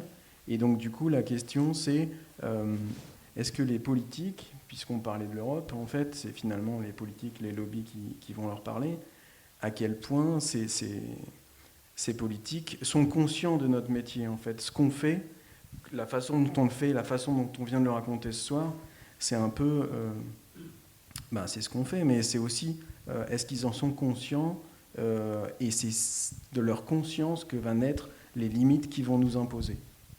Versus les groupes de pression qui sont en face et qui poussent. Et qui poussent, voilà. Donc moi je pense que la régulation elle est importante. On est arrivé à un point où c'est très bien, on est content de le suivre, on l'a dit à plusieurs ce soir. Et donc du coup, il faut qu'ils nous fassent confiance. En fait, il faut qu'il y ait une confiance entre le politique et le scientifique pour que on puisse continuer à faire des développements et aller vers des thérapeutes. Oui, je vous en prie. Allez, mais un peu plus loin, il y a peut-être un point, je ne sais pas ce que tu en penses, Jérôme, mais le fait que dans les comités d'éthique, ce soit que du bénévolat, c'est quand même, il n'y a pas de moyens en fait qui sont assez donnés pour que les comités d'éthique puissent fonctionner et que ça soit pris que sur le temps personnel des gens qui y participent. C'est quand même vraiment difficile. Et c'est vrai que si on va encore plus loin que ce que tu as dit, l'alternative, si on ne peut pas utiliser l'animal, c'est d'aller faire des expériences sur des animaux dans des pays où il n'y a pas du tout de comité d'éthique, ou bien de tester sur les humains. Il faut quand même se le dire. Il n'y a pas vraiment d'alternative, en fait. Donc c'est vrai qu'il faut peut-être faire face à cette question de raffiner, et on continue toujours, par les connaissances qu'on accumule, à faire de mieux en mieux pour raffiner les expériences qu'on fait sur les animaux, en diminuant au maximum leur impact. Eh bien... difficile de faire autrement. Merci. On attend la nomination d'un ministre de l'enseignement supérieur et de la recherche pour en parler avec lui. Peut-être que l'année prochaine, il sera nommé et nous pourrons l'inviter. Je vous remercie infiniment. J'avais 1 milliard d'autres questions à vous poser, mais écoutez, j'espère qu'on a fait un premier tour de la situation. Merci, merci beaucoup. On peut peut-être vous applaudir d'ailleurs. Hein. Merci infiniment. Et on enchaîne, si vous le voulez bien. Vous voulez rester avec nous ? Vous pouvez. On enchaîne avec la deuxième table ronde, donc les patients, leurs familles et puis les associations qui les représentent. La recherche évolue vite, on l'a vu, elle suscite à la fois des attentes, de l'espoir, parfois de la frustration. Et les patients, de même que leurs proches, ne restent pas inactifs, ils s'organisent, notamment en association. Alors comment celles-ci peuvent agir pour la recherche, mais aussi la qualité de vie des patients. Et que pensent-elles, elles d'ailleurs, ces associations, des expérimentations sur des modèles animaux ? Eh bien, nous avons plusieurs invités pour en parler. Serge Le Picard, d'abord, je pense qu'il est là, vice-président de l'association Rétina France. Je pense que monsieur Le Picard aura peut-être besoin d'aide pour nous rejoindre sur la scène. Monsieur Le Picard est vice-président de l'association Rétina France.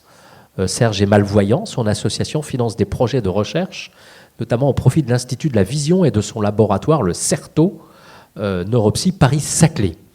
Nous avons aussi avec nous le docteur Déborah Lanznaster, pardon, voilà, ne pas écorcher votre nom. Bonsoir, rebonsoir docteur. Vous êtes responsable de la recherche à l'association pour la recherche sur la sclérose latérale amyotrophique. On en a parlé un petit peu tout à l'heure, plus connue sous le nom de maladie de Charcot. Vous avez vous-même fait de la recherche en laboratoire, recherche préclinique et clinique, pour combattre cette terrible maladie, avant de rejoindre l'ARSLA, qui a une actualité. On va en parler dans quelques instants. Et puis nous avons aussi Valérie Lemarchandel avec nous, docteur en biologie, directrice de recherche au CNRS. Vous avez mené, vous aussi, une activité de recherche dans le champ de la génétique moléculaire appliquée, me semble-t-il, à l'hématologie et au développement embryonnaire. Vous avez été aussi chargé de mission pour la communication scientifique au CNRS, et vous êtes aujourd'hui directrice scientifique et membre du directoire de la Fondation pour la recherche médicale, le FRM, et vous êtes également membre du comité d'orientation et de réflexion du Centre français des 3 R. On en parlait il y a quelques minutes. Alors, merci d'être là. D'abord, un mot sur ce que nous ont dit les scientifiques. Est-ce que vous êtes alignés, comme on dit aujourd'hui, en phase avec eux lorsqu'ils nous disent oui, bien sûr, le bien-être animal, c'est essentiel, mais à un moment, on bute aussi sur une limite et on est contraint, et c'est peut-être pas une mauvaise chose, de travailler avec des animaux, et puis aussi sur leur fascination pour le cerveau. Enfin, bref, ce que vous avez entendu, qu'est-ce que ça vous inspire ? Voilà, prends la parole qui veut. Hein. Allez-y, oui. Je peux commencer. Oui.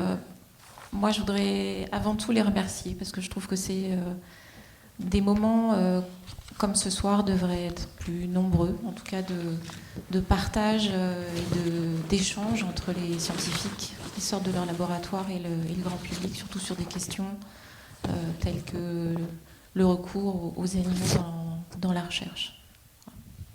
Et sur cette fascination, parce que ce sont des passionnés, on l'a bien vu, sur cet organe, ce bel organe, on nous a dit, c'est beau, c'est une architecture magnifique, c'est d'une complexité inouïe. Tout à fait, la recherche c'est de toute façon une passion avant tout. Oui. J'ai commencé aussi ce métier parce que passionnée par les questions que se pose quand on observe le vivant. Et moi personnellement, quand j'ai compris que répondre à des questions, c'était ça, faire de la recherche, je me suis dit c'était ce que je devais faire. Donc je les admire tous beaucoup. Moi, je suis sortie d'un laboratoire de recherche il y a déjà pas mal d'années. Et je tente de contribuer d'une autre manière à soutenir les chercheurs et la science. Et la science. Mais je reste toujours très admirative de ceux qui font encore la recherche aujourd'hui. On va parler dans un instant de votre fondation, Dr Déborah Lanznaster. Oui, sur ce qui a été dit d'abord, quelle réflexion ça peut vous inspirer ? Oui, j'ai rejoint tout ce qui a été dit ici. D'abord, le cerveau qui est fantastique, un organe qui contrôle tout de nos pensées, nos respirations sans qu'on ait conscience. Et après, toutes les maladies neurodégénératives, surtout, qui sont des problèmes très complexes parce qu'on a vraiment besoin d'un modèle complet. Là, on peut se diriger vers les organoïdes, vers les cellules souches, mais c'est vrai que ça raconte un petit peu l'histoire. On a vraiment besoin de tout d'un organe, d'un être vivant complet, pour bien comprendre tout ce qui se passe, parce que dans des organoïdes, on a toujours les neurones, on a besoin des muscles, on a besoin des cellules d'astrocytes microgliales. C'est un monde complètement entier qu'on a vraiment besoin d'accéder, et ça passe par l'être vivant, malheureusement. Je pense que la recherche avance beaucoup. Avec l'IA, il y a de l'intelligence artificielle, il y a des étapes qu'on va pouvoir franchir, on va pouvoir accélérer pour se passer des animaux dans certaines étapes, mais là, c'est crucial encore. On a vraiment besoin de passer par cette étape. Alors, nous avons aussi avec nous Serge Le Picard, le vice-président de l'association Retina France. Votre association, Monsieur Le Picard, c'est de financer, sa vocation, c'est de financer, de développer des médicaments, des thérapies aussi pour prévenir les pathologies de la vision. Et quand c'est possible, on l'a vu il y a quelques instants, redonner la vue aux patients qui l'ont perdu. Alors vous avez entendu ce que nous ont dit les scientifiques. Dans votre domaine, dans le domaine de votre association Retina France, on a l'impression que ça progresse. Il y a des nouvelles solutions assez époustouflantes qui s'offrent aux patients atteints de cécité. Qu'est-ce que vous avez à dire sur ce que vous avez entendu d'abord ? Tout d'abord, excusez-moi, je finis un petit rhume. J'aurais aimé que tous les députés et sénateurs soient présents, écoutent tout ce qui a été dit tout à l'heure. J'aurais beaucoup aimé cela. Ils avaient du temps en plus. Alors, Retina France est une association qui a été créée en 1984, il y a donc 41 ans maintenant, par une jeune femme qui a appris 3 choses en même temps. D'abord, elle avait une rétinite pigmentaire. Deuxièmement, cette rétinite pigmentaire aura certainement pour finalité la cécité. Et troisièmement, la cerise sur le gâteau, il n'y a aucun traitement. Donc elle s'est dit, c'est pas possible, on ne peut pas rester comme ça. Dans ce bas monde, je vais créer une association qui va se pencher exclusivement, au début en tout cas, exclusivement sur la recherche. Et c'est ce qui existe aujourd'hui. Nous avons inlassablement, nous finançons, nous avons le plaisir d'être les premiers en France à faire autant de versements à la recherche. Nous finançons des programmes de recherche qui nous sont présentés par des laboratoires chaque année. Et ces programmes sont étudiés tout d'abord par un comité scientifique qui nous aide à détecter l'opportunité de la recherche qui nous est présentée et nous aide à choisir chaque année les programmes de recherche que nous financerons. Voilà. Et en plus, nous avons au centre, à l'INSERM, enfin, excusez-moi, c'est à Saclay, un centre de recherche, le CERTO, que nous finançons intégralement pour les recherches exclusivement, bien sûr, pour les maladies de la vue, notamment tout ce qui concerne la rétine et les problèmes de DMLA et glaucome. Voilà. En gros, voilà ce que nous faisons, et je suis fier d'appartenir à cette association parce qu'un jour, c'est sûr, il y aura des résultats. Si aujourd'hui, c'est toujours très long, la recherche, je pense qu'on n'en parle pas peut-être assez en France de la difficulté. Moi, je suis d'accord avec ce qui vient d'être dit, j'admire les chercheurs, j'admire leur patience, leur passion, et je suis très très heureux de savoir je voudrais citer juste pour finir un exemple auquel je tiens beaucoup. Il y a quelques années, nous avons financé, avec d'autres personnes bien sûr, on n'était pas seuls, une recherche sur l'amorose de Leber. Eh bien, quand j'ai appris qu'on avait enfin trouvé un traitement ou une thérapie pour cette maladie, j'étais tellement heureux parce que je sais que c'est une maladie qui touche d'abord les personnes jeunes, voire même les enfants, et de commencer un traitement de la vue sur la rétine par cette population, ça m'a rempli de joie. Comment se passe le dialogue avec les chercheurs ?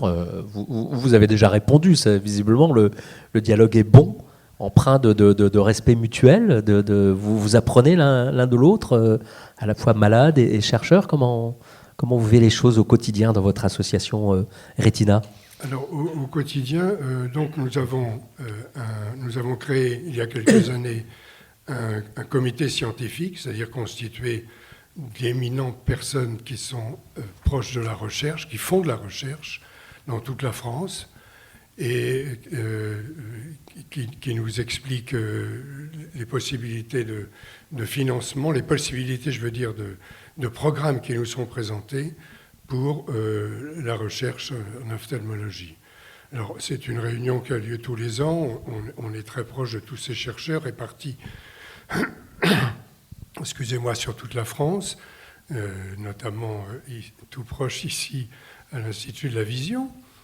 Et puis, voilà, parce que nous ne sommes pas qualifiés, les uns et les autres, appartenant à cette association, nous ne sommes pas qualifiés pour détecter quel est le meilleur programme de recherche que nous devons financer.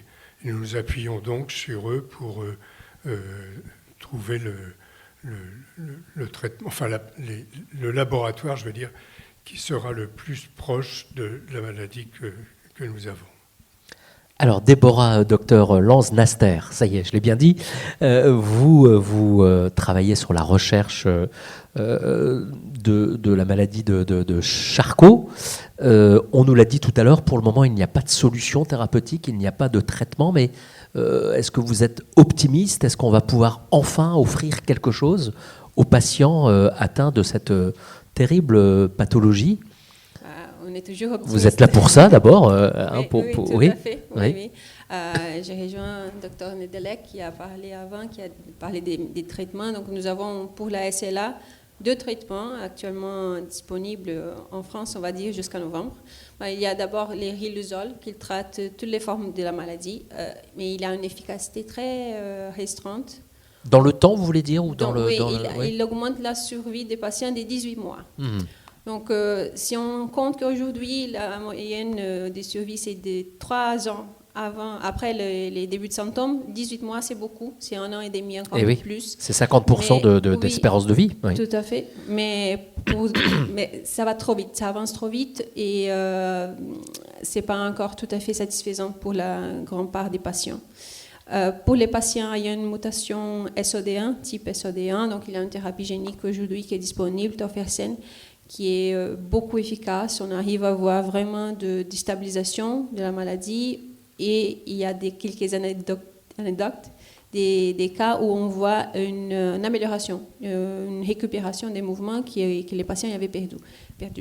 Donc il y a un espoir. Bon, pour cette thérapie génique, pour ces gènes, il a été découvert il y a plus de 30 ans. Donc, si on dit qu'il y a 30 ans, ces gènes ont été découverts. Aujourd'hui, nous avons un traitement efficace. Donc, on peut espérer que d'ici 10, 20 ans, on va avoir des traitements pour les autres formes génétiques de la SLA. Par contre, il y a toute la forme sporadique qu'on appelle, où on ne connaît pas exactement la cause, qui reste en traitement. Mais la recherche, elle avance. Nous avons beaucoup avancé. Nous connaissons beaucoup des components de cette maladie. Nous n'avons pas encore identifié la cause spécifique, les points où la maladie elle est déclenchée, mais on espère bien qu'on va y arriver d'ici 10-20 ans. Alors concrètement, l'ARSLA, l'Association pour la recherche sur la sclérose latérale amyotrophique, que fait-elle ? Comme on l'a vu avec M. Le Picard, elle finance des programmes de recherche, elle distribue des fonds aux chercheurs, elle s'occupe des patients et de leur qualité de vie. Sur quel terrain vous agissez ? Tout cela à la fois. Oui. L'ARSLA, elle a été créée en 1985 pour un patient SLA et son neurologue, pour collecter des dons, pour financer la recherche. Parce que c'est vrai que la SLA, elle est une maladie neurodégénérative. Elle est aussi connue pour être une maladie rare. Donc, il n'y a pas énormément de financement que cible cette maladie si on va comparer avec Alzheimer et Parkinson, par exemple, qu'on connaît tous. Donc, il faut vraiment investir dans la recherche et c'est pour ça que l'ARSLA travaille. Donc, tous les ans, ça collecte des dons. Toutes les campagnes de collecte de dons, elles vont être ciblées à la recherche fondamentale, la recherche clinique. On finance aussi des jeunes chercheurs, les 4e années de thèse, parce qu'on sait qu'en France, les grands travaux dans les laboratoires de recherche est fait par les étudiants en thèse. Donc, il faut forcément, parfois 3 ans, ce n'est pas suffisant pour aboutir à un projet de recherche. Donc, il faut financer les 4e années de thèse. Et cette année, l'ARSLA a aussi financé des appels à projets où il y a une application de l'intelligence artificielle sur la recherche sur la SLA pour essayer d'accélérer. Et aussi, l'ARSLA a notre volet, 2 volets ciblés patients, c'est l'aide, les prêts de matériel, les lignes d'écoute psychologique pour les patients et aussi pour les aidants, parce qu'aujourd'hui, c'est la journée mondiale, nationale, si je me souviens bien, des aidants. Oui. Donc, ce sont des personnes qui sont très importantes dans la vie des patients, des personnes atteintes de la SLA. Ils ne sont pas assez très reconnus parfois. Et aussi, il y a les plaidoyers. Donc, l'ARSLA est toujours essayer de se battre pour que la loi et les droits des patients soient entendus. Et vous avez des porte-paroles formidables des patients, Charles Bietri, et puis aussi ce chef d'entreprise dont j'ai oublié le nom, dont on n'a pas oublié le rire dans l'émission de Léa Salamé, une personnalité vraiment... Nicolas Behetti, c'est lui voilà, qui en fait incroyable, à l'origine de l'appel sur la SLIA qu'on appelle, c'est l'appel à projet qui applique l'intelligence artificielle, parce que lui, il croit beaucoup que l'intelligence artificielle va faire avancer la recherche. C'est qu'on peut-être avant, on prenait 10, 15 ans à rencontrer des solutions. Parfois, l'IA, elle peut nous aider à faire ça dans 3-4 mois. Donc, bien sûr, c'est encore un outil, mais c'est un outil qui est là et qui va nous aider à beaucoup accélérer la recherche. Et puis, un mot sur la fondation de l'Institut Charcot, que vous avez porté ce matin, sur les fonds baptismaux. C'est quoi cet institut? Quel est son rôle? Que va-t-il apporter aux malades, à la recherche?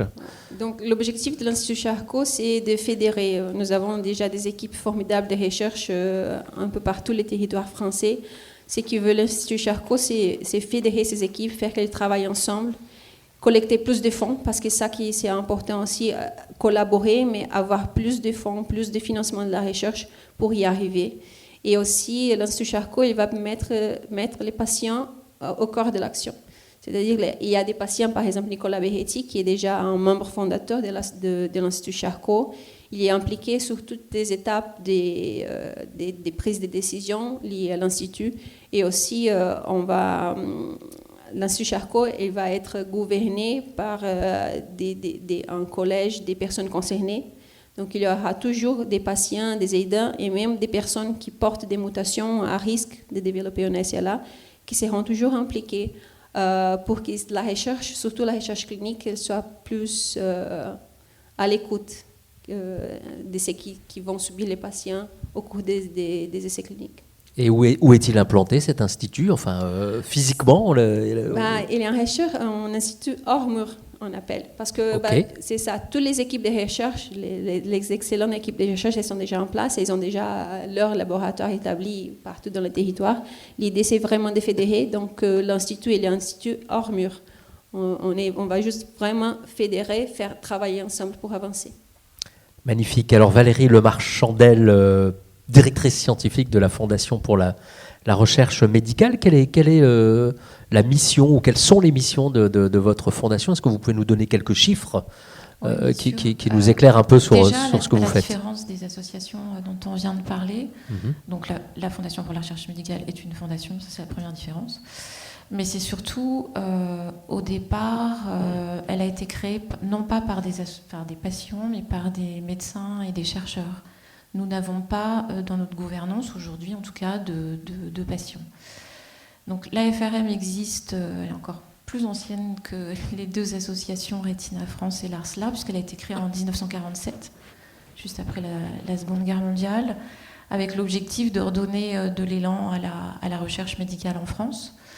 Elle a deux missions, elle s'articule autour de deux missions. La première, c'est de soutenir des projets de recherche, donc d'apporter un soutien financier à des projets de recherche dans tous les domaines de la recherche, en biologie, en santé, donc sur toutes les pathologies, et également sur tout le continuum de la recherche fondamentale à la recherche appliquée. Elle apporte aussi un soutien important à des moments clés du parcours professionnel des chercheurs, des tout jeunes, comme les doctorants, jusqu'à des équipes reconnues internationalement. Donc, au-delà de ce positionnement généraliste, on se positionne aussi sur des domaines dits prioritaires, et la santé du cerveau en est un parmi d'autres.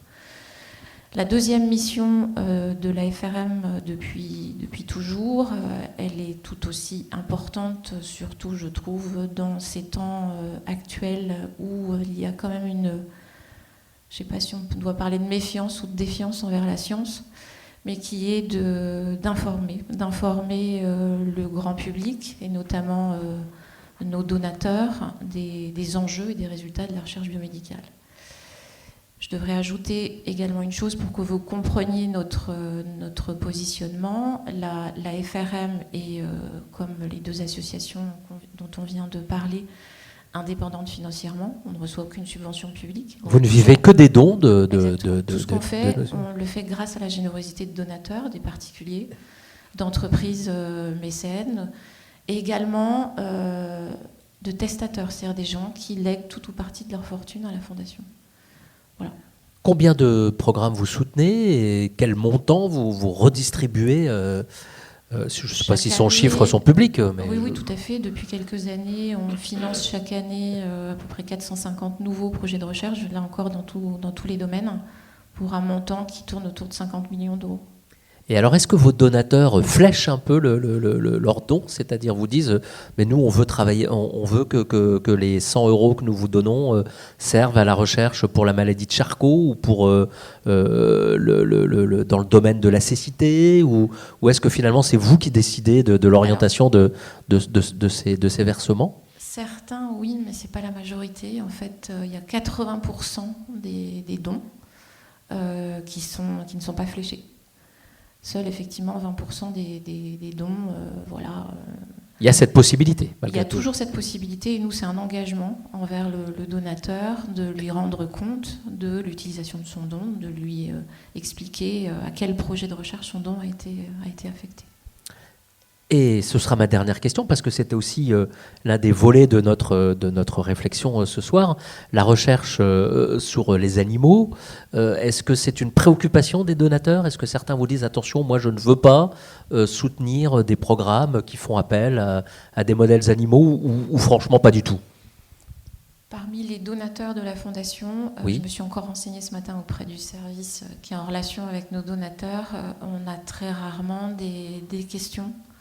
Là-dessus, oui. On a à peu près 400 000 donateurs réguliers. On m'a dit, je sais pas, une douzaine de questions chaque année, mais toujours avec beaucoup de bienveillance. C'est plus des demandes d'explications. Après, je pense que les donateurs de la Fondation sont a priori des gens qui nous font confiance, qui sont fidèles et qui sont sensibles à nos actions tout en transparence. Il est vrai ça peut paraître surprenant parce qu'on a tout un tas d'outils d'information, notamment un magazine où on relate les projets que l'on soutient ou des résultats issus des projets qu'on soutient, et on parle d'animaux, on ne se cache absolument pas.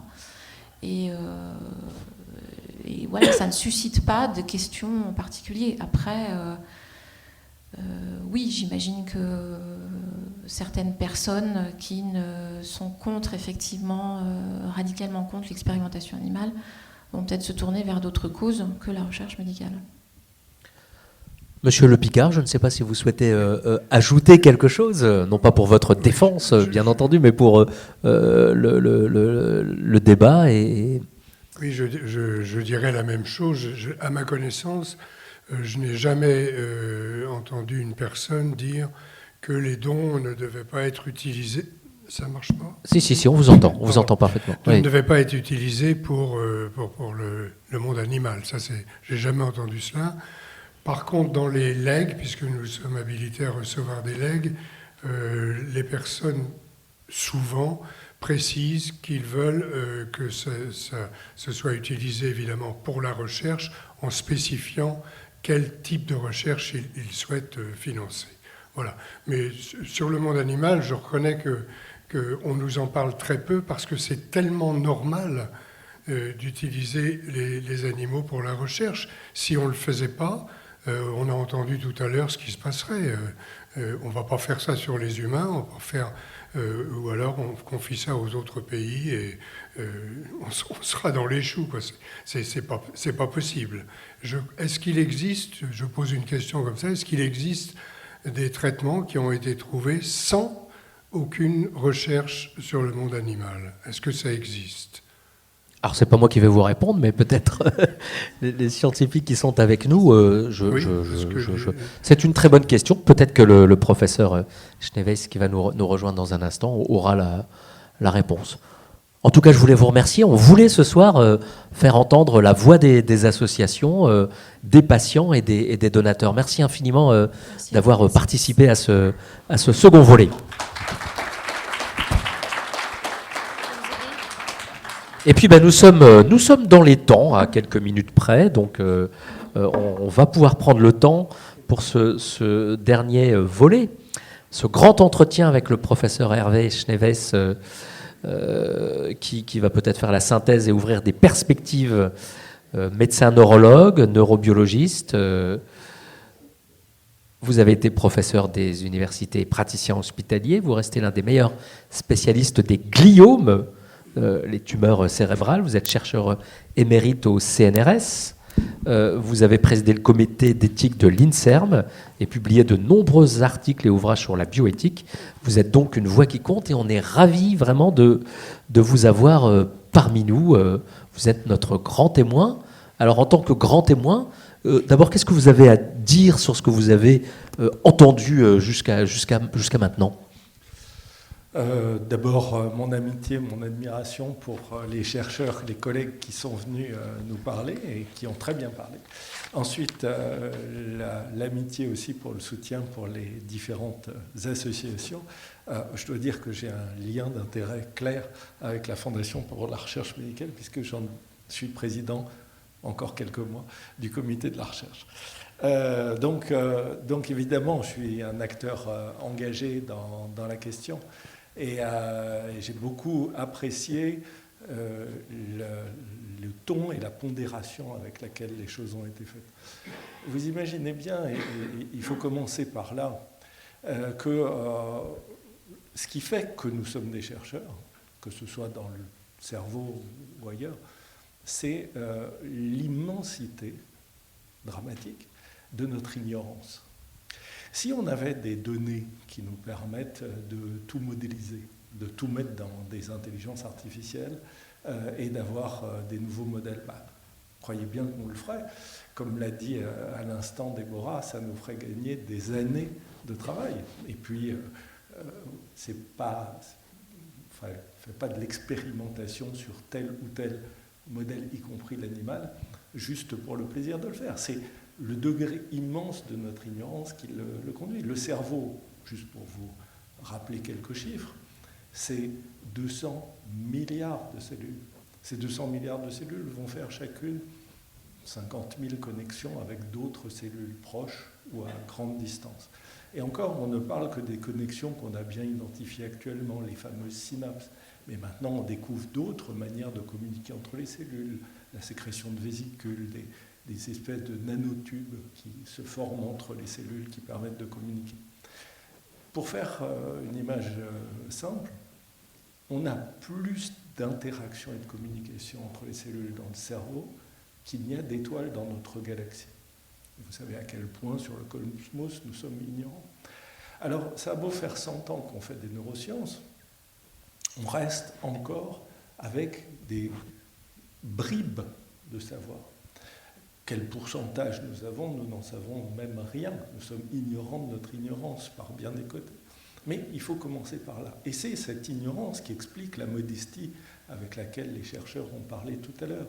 Parce que pas à pas, nous avançons en essayant, au fur et à mesure, de trouver les moins mauvais modèles. Et ça nous amène au deuxième point, qui est de nous poser à chaque fois la question, qu'est-ce que c'est qu'un modèle ? Alors évidemment, nous nous intéressons d'abord aux pathologies humaines, à l'homme et aux pathologies humaines. Enfin, la recherche, elle commence en général par la curiosité. On veut savoir comment les choses fonctionnent, on veut savoir pourquoi les choses fonctionnent. Et puis, quand on fait de la recherche biomédicale, on s'intéresse évidemment aux pathologies, surtout quand on a une formation médicale et qu'on exerce, qu'on voit des patients comme je le fais, non pas chaque jour, mais au moins chaque semaine. Donc, il y a une perspective de faire les choses. Et à partir de là, s'il y a la possibilité d'étudier quelque chose au niveau de la molécule, on le fait. S'il y a la possibilité de l'étudier sur ces structures en 3 dimensions que sont les organoïdes, c'est formidable, parce que la souris, c'est jamais qu'une souris. Elle n'a pas les mêmes cellules que nous, elle n'a pas le même génome que nous. Donc c'est mieux d'étudier les pathologies sur le tissu dans lequel ces pathologies se développent. Mais comme Serge Picot l'a très bien dit tout à l'heure, Claire Viard aussi, la maladie, ce n'est pas une cellule au milieu de nulle part. C'est un processus biologique qui se développe dans un tissu intégré, dans un organisme intégré. Les vaisseaux sanguins comptent, et malheureusement pour l'instant dans les organoïdes, on n'a pas les vaisseaux sanguins. L'innervation compte. Il y a déjà maintenant 5 ans qu'on a démontré que dans la progression du cancer de la prostate, l'innervation, c'est-à-dire la capacité par les neurones de stimuler les cellules cancéreuses, était essentielle à la progression. Depuis, on l'a démontré dans toutes les autres tumeurs, y compris, puisque vous avez mentionné le fait que je travaille sur les tumeurs cérébrales, l'activité cérébrale compte dans le développement des tumeurs cérébrales. Donc, l'intégration de ces éléments. Et à partir de là, on en arrive par exemple au champ immense de la maladie mentale. La maladie mentale, c'est l'être humain, d'accord ? Il n'y a pas de souris qui soit schizophrène, a priori, mais la capacité d'étudier un comportement et de comprendre comment se développe une addiction, le fait de devenir incapable de réprimer un comportement qu'on sait pourtant délétère.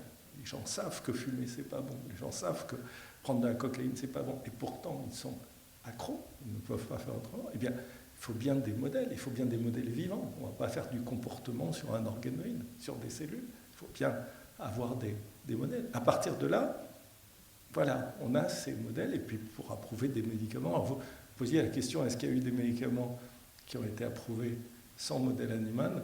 Oui, l'aspirine. Mais aujourd'hui, aucune agence réglementaire n'approuverait l'aspirine compte tenu de tous les effets secondaires connus de l'aspirine. Et puis, toute agence réglementaire aujourd'hui, sauf au Japon, qui est précurseur et qui accepte que des travaux sur les organoïdes servent à ce qu'on appelle ensuite first in human, c'est-à-dire directement à l'échelle de l'homme, aucune agence réglementaire, en particulier en Europe, n'accepterait qu'on développe un procédé de soins, quel qu'il soit, sans être passé par un modèle animal. Alors ça nous amène à la troisième étape, qui est que dans tout ça, il ne faut pas se voiler la face. Le seul agent moral que nous connaissions, c'est l'homme. Et qu'est-ce que c'est qu'être un agent moral? C'est à la fois avoir une capacité de discernement entre une action morale, ce qui est plutôt bien, et une action immorale, ce qui est plutôt mal. Et le « et » est essentiel, en être responsable. C'est-à-dire que si vous faites le mal, en particulier, vous avez mentionné des lois, eh bien, vous en portez la responsabilité. Et tout ce qu'on a entendu tout à l'heure sur l'importance du bien-être animal, c'est parce que nous sommes des agents moraux et parce que nous portons la responsabilité, de l'intégrité scientifique, de la capacité de mener correctement nos expériences et d'avoir des résultats qui soient fiables, reproductibles, que n'importe quel laboratoire dans le monde peut le faire. Et deuxièmement, parce que nous commençons par être les premiers en première ligne avec nos animaux. Ces souris, nous les voyons, ces poissons zèbres, nous les voyons. Si c'est des rats, si c'est d'autres espèces, nous les voyons. Et que nous sommes les premiers à être émotionnellement et en responsabilité vis-à-vis. Donc, en tant qu'agents moraux, les chercheurs sont les premiers responsables de ce qu'ils font. Donc, voilà pourquoi, à la fois, il faut, encore aujourd'hui, de l'expérimentation animale. Peut-être demain, est-ce qu'on réduira cela? Et un centre comme le C3R est là pour étudier le développement des modèles et voir comment on peut réduire cela. Mais aujourd'hui, c'est une nécessité cognitive pour faire de la recherche fondamentale, une nécessité thérapeutique pour développer des nouvelles stratégies thérapeutiques, mais en responsabilité. Ces trois critères, le remplacement, la réduction et le raffinement, ils vous semblent pertinents? Est-ce que vous parliez tout à l'heure de devoir moral? Est-ce que ça vous semble répondre à cet équilibre que les scientifiques recherchent entre cette prise en compte légitime du respect de l'être vivant et puis la nécessité de continuer la recherche? Oui, mais ça va même au-delà de simplement respecter l'animal. On utilise des souris depuis un bon siècle parce que c'est le mammifère le plus proche de nous. À côté de ça, en neurosciences, on étudie d'autres modèles. Claire Viard a a parlé du poisson zèbre, mais les études sur la drosophile, la petite mouche du vinaigre, ont permis aussi énormément de connaissances, d'avancer. Donc il y a différents modèles. Et puis, à un moment donné, on se pose la question de la qualité du modèle. Et par exemple, en cancérologie, la souris est un très mauvais modèle. Pourquoi? Parce que la souris, elle ne fait pas de tumeur spontanée. Donc, qu'est-ce qu'on étudie chez la souris? On étudie en fait des tumeurs humaines qu'on greffe chez la souris. Le rat fait des tumeurs, mais pas la souris. Et la souris, elle guérit plutôt bien, elle n'a pas le même système immunitaire que nous, etc. Un des grands problèmes en oncologie, c'est que la tumeur induit une tolérance immunitaire chez l'autre. Nous, chez la souris, il n'y a pas de tolérance immunitaire. Donc il faut utiliser non seulement des souris, mais des souris immunodéprimées. Bon, à un moment donné, on arrive à dire, mais là, il devient fou, on utilise un très mauvais modèle. Donc si on utilise un très mauvais modèle, on va essayer de bouger vers un modèle bien meilleur. Ce sont les organoïdes tumoroïdes, ce sont d'autres modèles où on étudie directement la tumeur, y compris chez l'homme, avec des méthodologies d'imagerie cérébrale, d'imagerie médicale qui permettent une étude directe. Le résultat, c'est quoi? Si vous prenez un organisme comme l'INSERM, il y a quelques années, il y avait 4,5 à 6 millions, on n'est même pas capable de savoir très exactement les chiffres, de souris qui étaient utilisées dans les différentes expériences et tout ça. Ça a été réduit à 2 millions. Pas juste pour faire des économies de coûts, mais pour faire de la meilleure science, comme il a été dit par les collègues tout à l'heure. C'est la qualité d'abord de la science et l'intégrité de la recherche scientifique qui est en cause. Et ensuite, bien évidemment, le respect des lois, le respect du bien-être animal. Vous avez mentionné que je suis un médecin hospitalier. Combien de fois je trouve que mes souris au laboratoire, et jusqu'à l'an dernier j'ai dirigé le département de neurosciences de Sorbonne Université, mes souris au laboratoire sont bien mieux traitées, bien souvent, que mes patients à l'hôpital. Alors, Monsieur Le Picard nous a posé une colle tout à l'heure. Il se demandait si on n'avait jamais vu d'avancées majeures ou de découvertes majeures sans utilisation des modèles animaux. Est-ce que ça s'est déjà produit? Écoutez, c'est compliqué à répondre comme ça parce qu'il n'y a jamais une chose univoque. Il faut se rendre compte que ce dont nous parlons aujourd'hui, à cause de la complexité, c'est toujours pluriel. C'est toujours une convergence. Aujourd'hui, dans tous les laboratoires, on utilise de l'intelligence artificielle, des algorithmes, de l'apprentissage profond, parfois des intelligences génératives, à tel point que le comité d'éthique de l'INSERM, avec le conseil scientifique, a publié un guide de bonne pratique de l'intelligence artificielle. Mais l'intelligence artificielle a besoin de données pour travailler. Ces données, elles sont obtenues sur des cellules, mais aussi sur de l'imagerie cérébrale.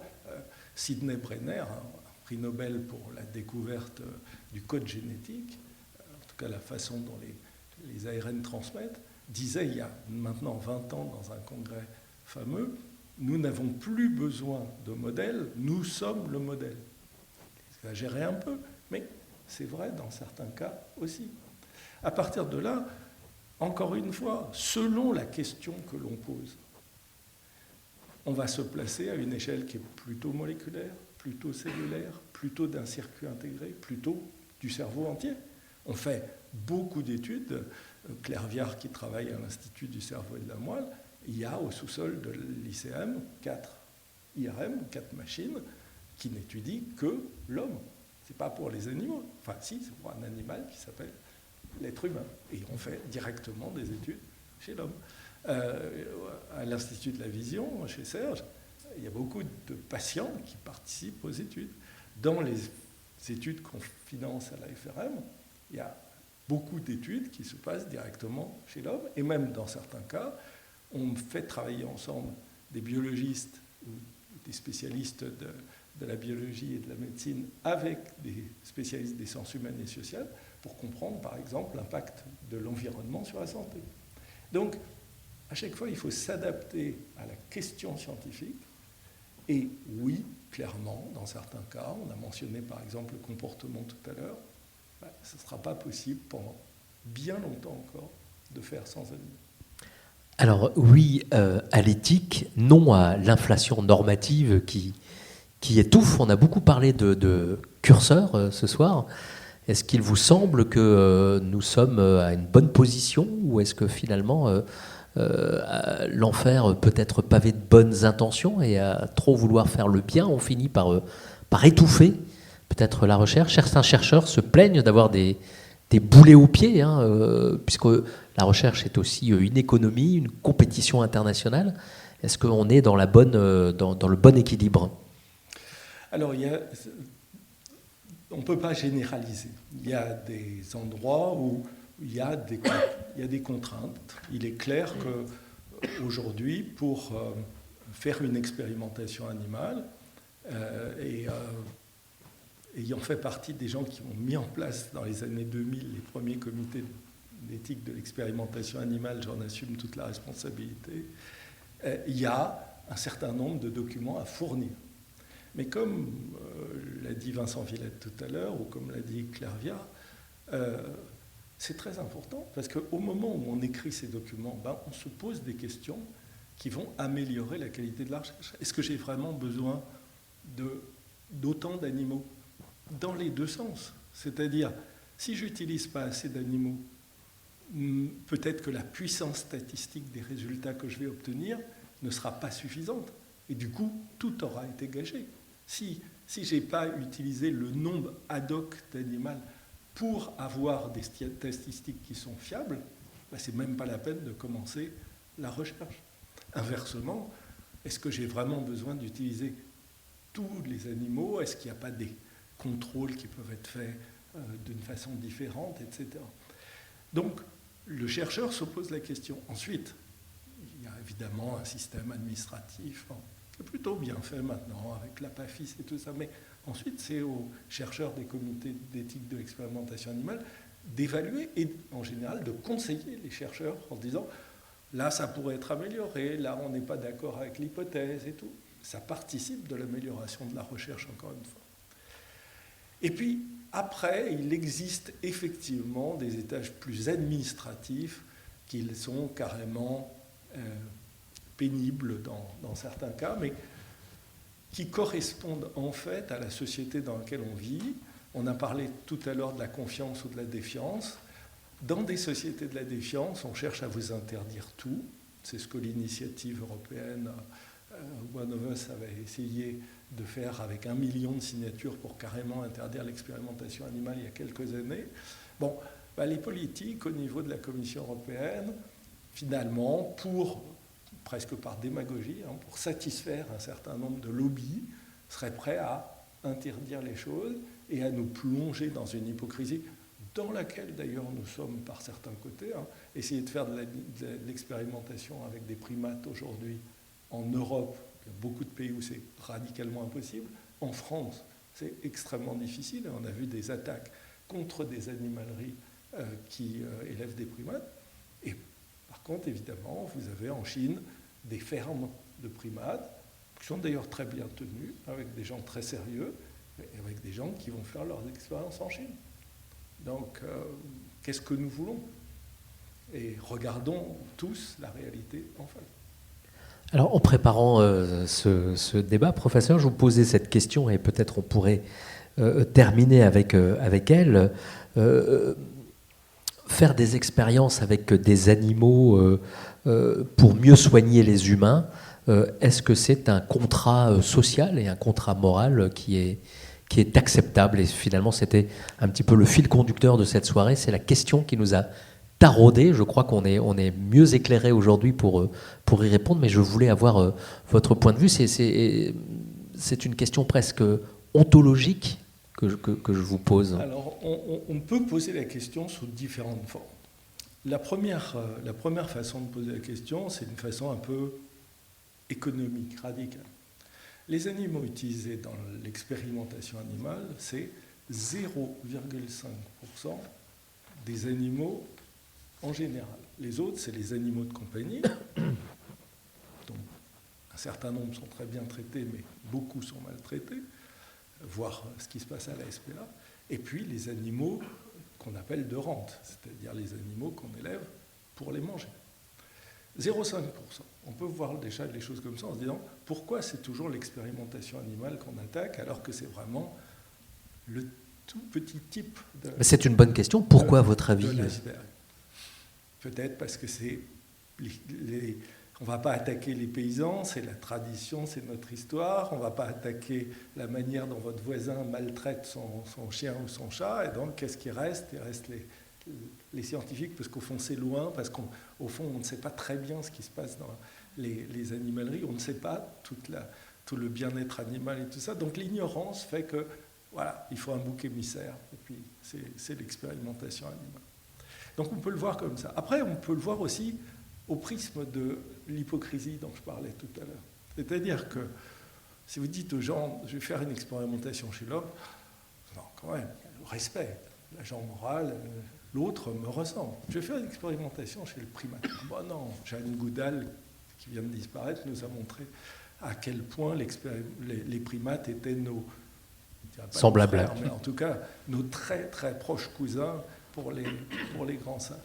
Alors on va descendre, parce que les souris, bon, ça y est, ces souris, je suis déjà un peu plus tolérant sur des souris.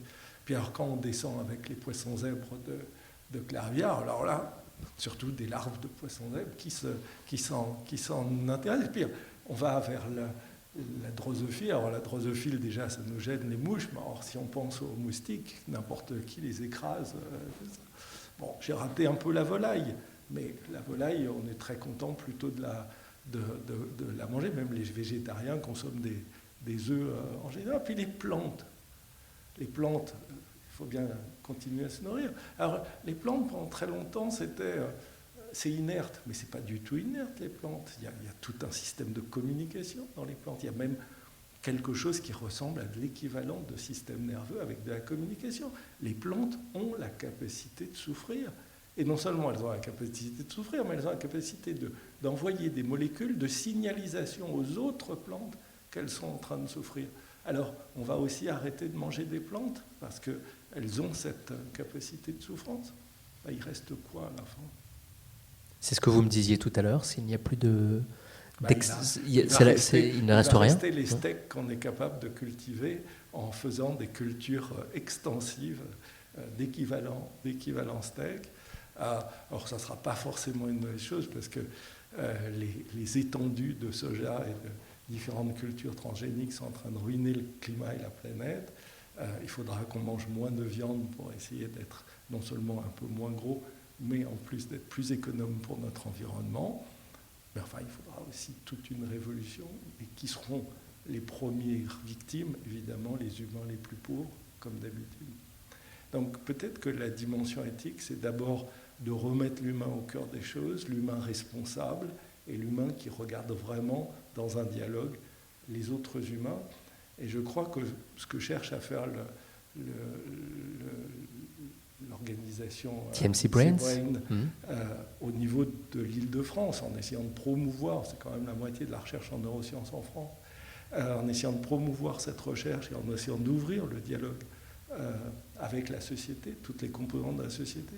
Ce que cherchent à faire les patients en nous soutenant et en nous demandant d'aller, si possible, plus vite pour aider les gens qui en ont le plus besoin, c'est de mettre de l'humain au milieu de tout ça et du respect, beaucoup de respect. Et je trouve que bien souvent, dans des discussions autour de la science et de l'expérimentation animale, ce respect qu'on a entendu des chercheurs tout à l'heure, tout particulièrement vis-à-vis des animaux avec lesquels ils travaillent, manque souvent de la part des gens qui interpellent la recherche scientifique sur la manière dont elle fonctionne. Écoutez, on ne pouvait pas rêver plus belle conclusion. Merci beaucoup à vous, professeur Schneeweis. Merci infiniment. Je crois qu'on peut vous applaudir. Et merci à toutes les personnes qui sont venues sur ce plateau débattre de cette question passionnante et essentielle. Et merci au DMC Brains pour cette soirée.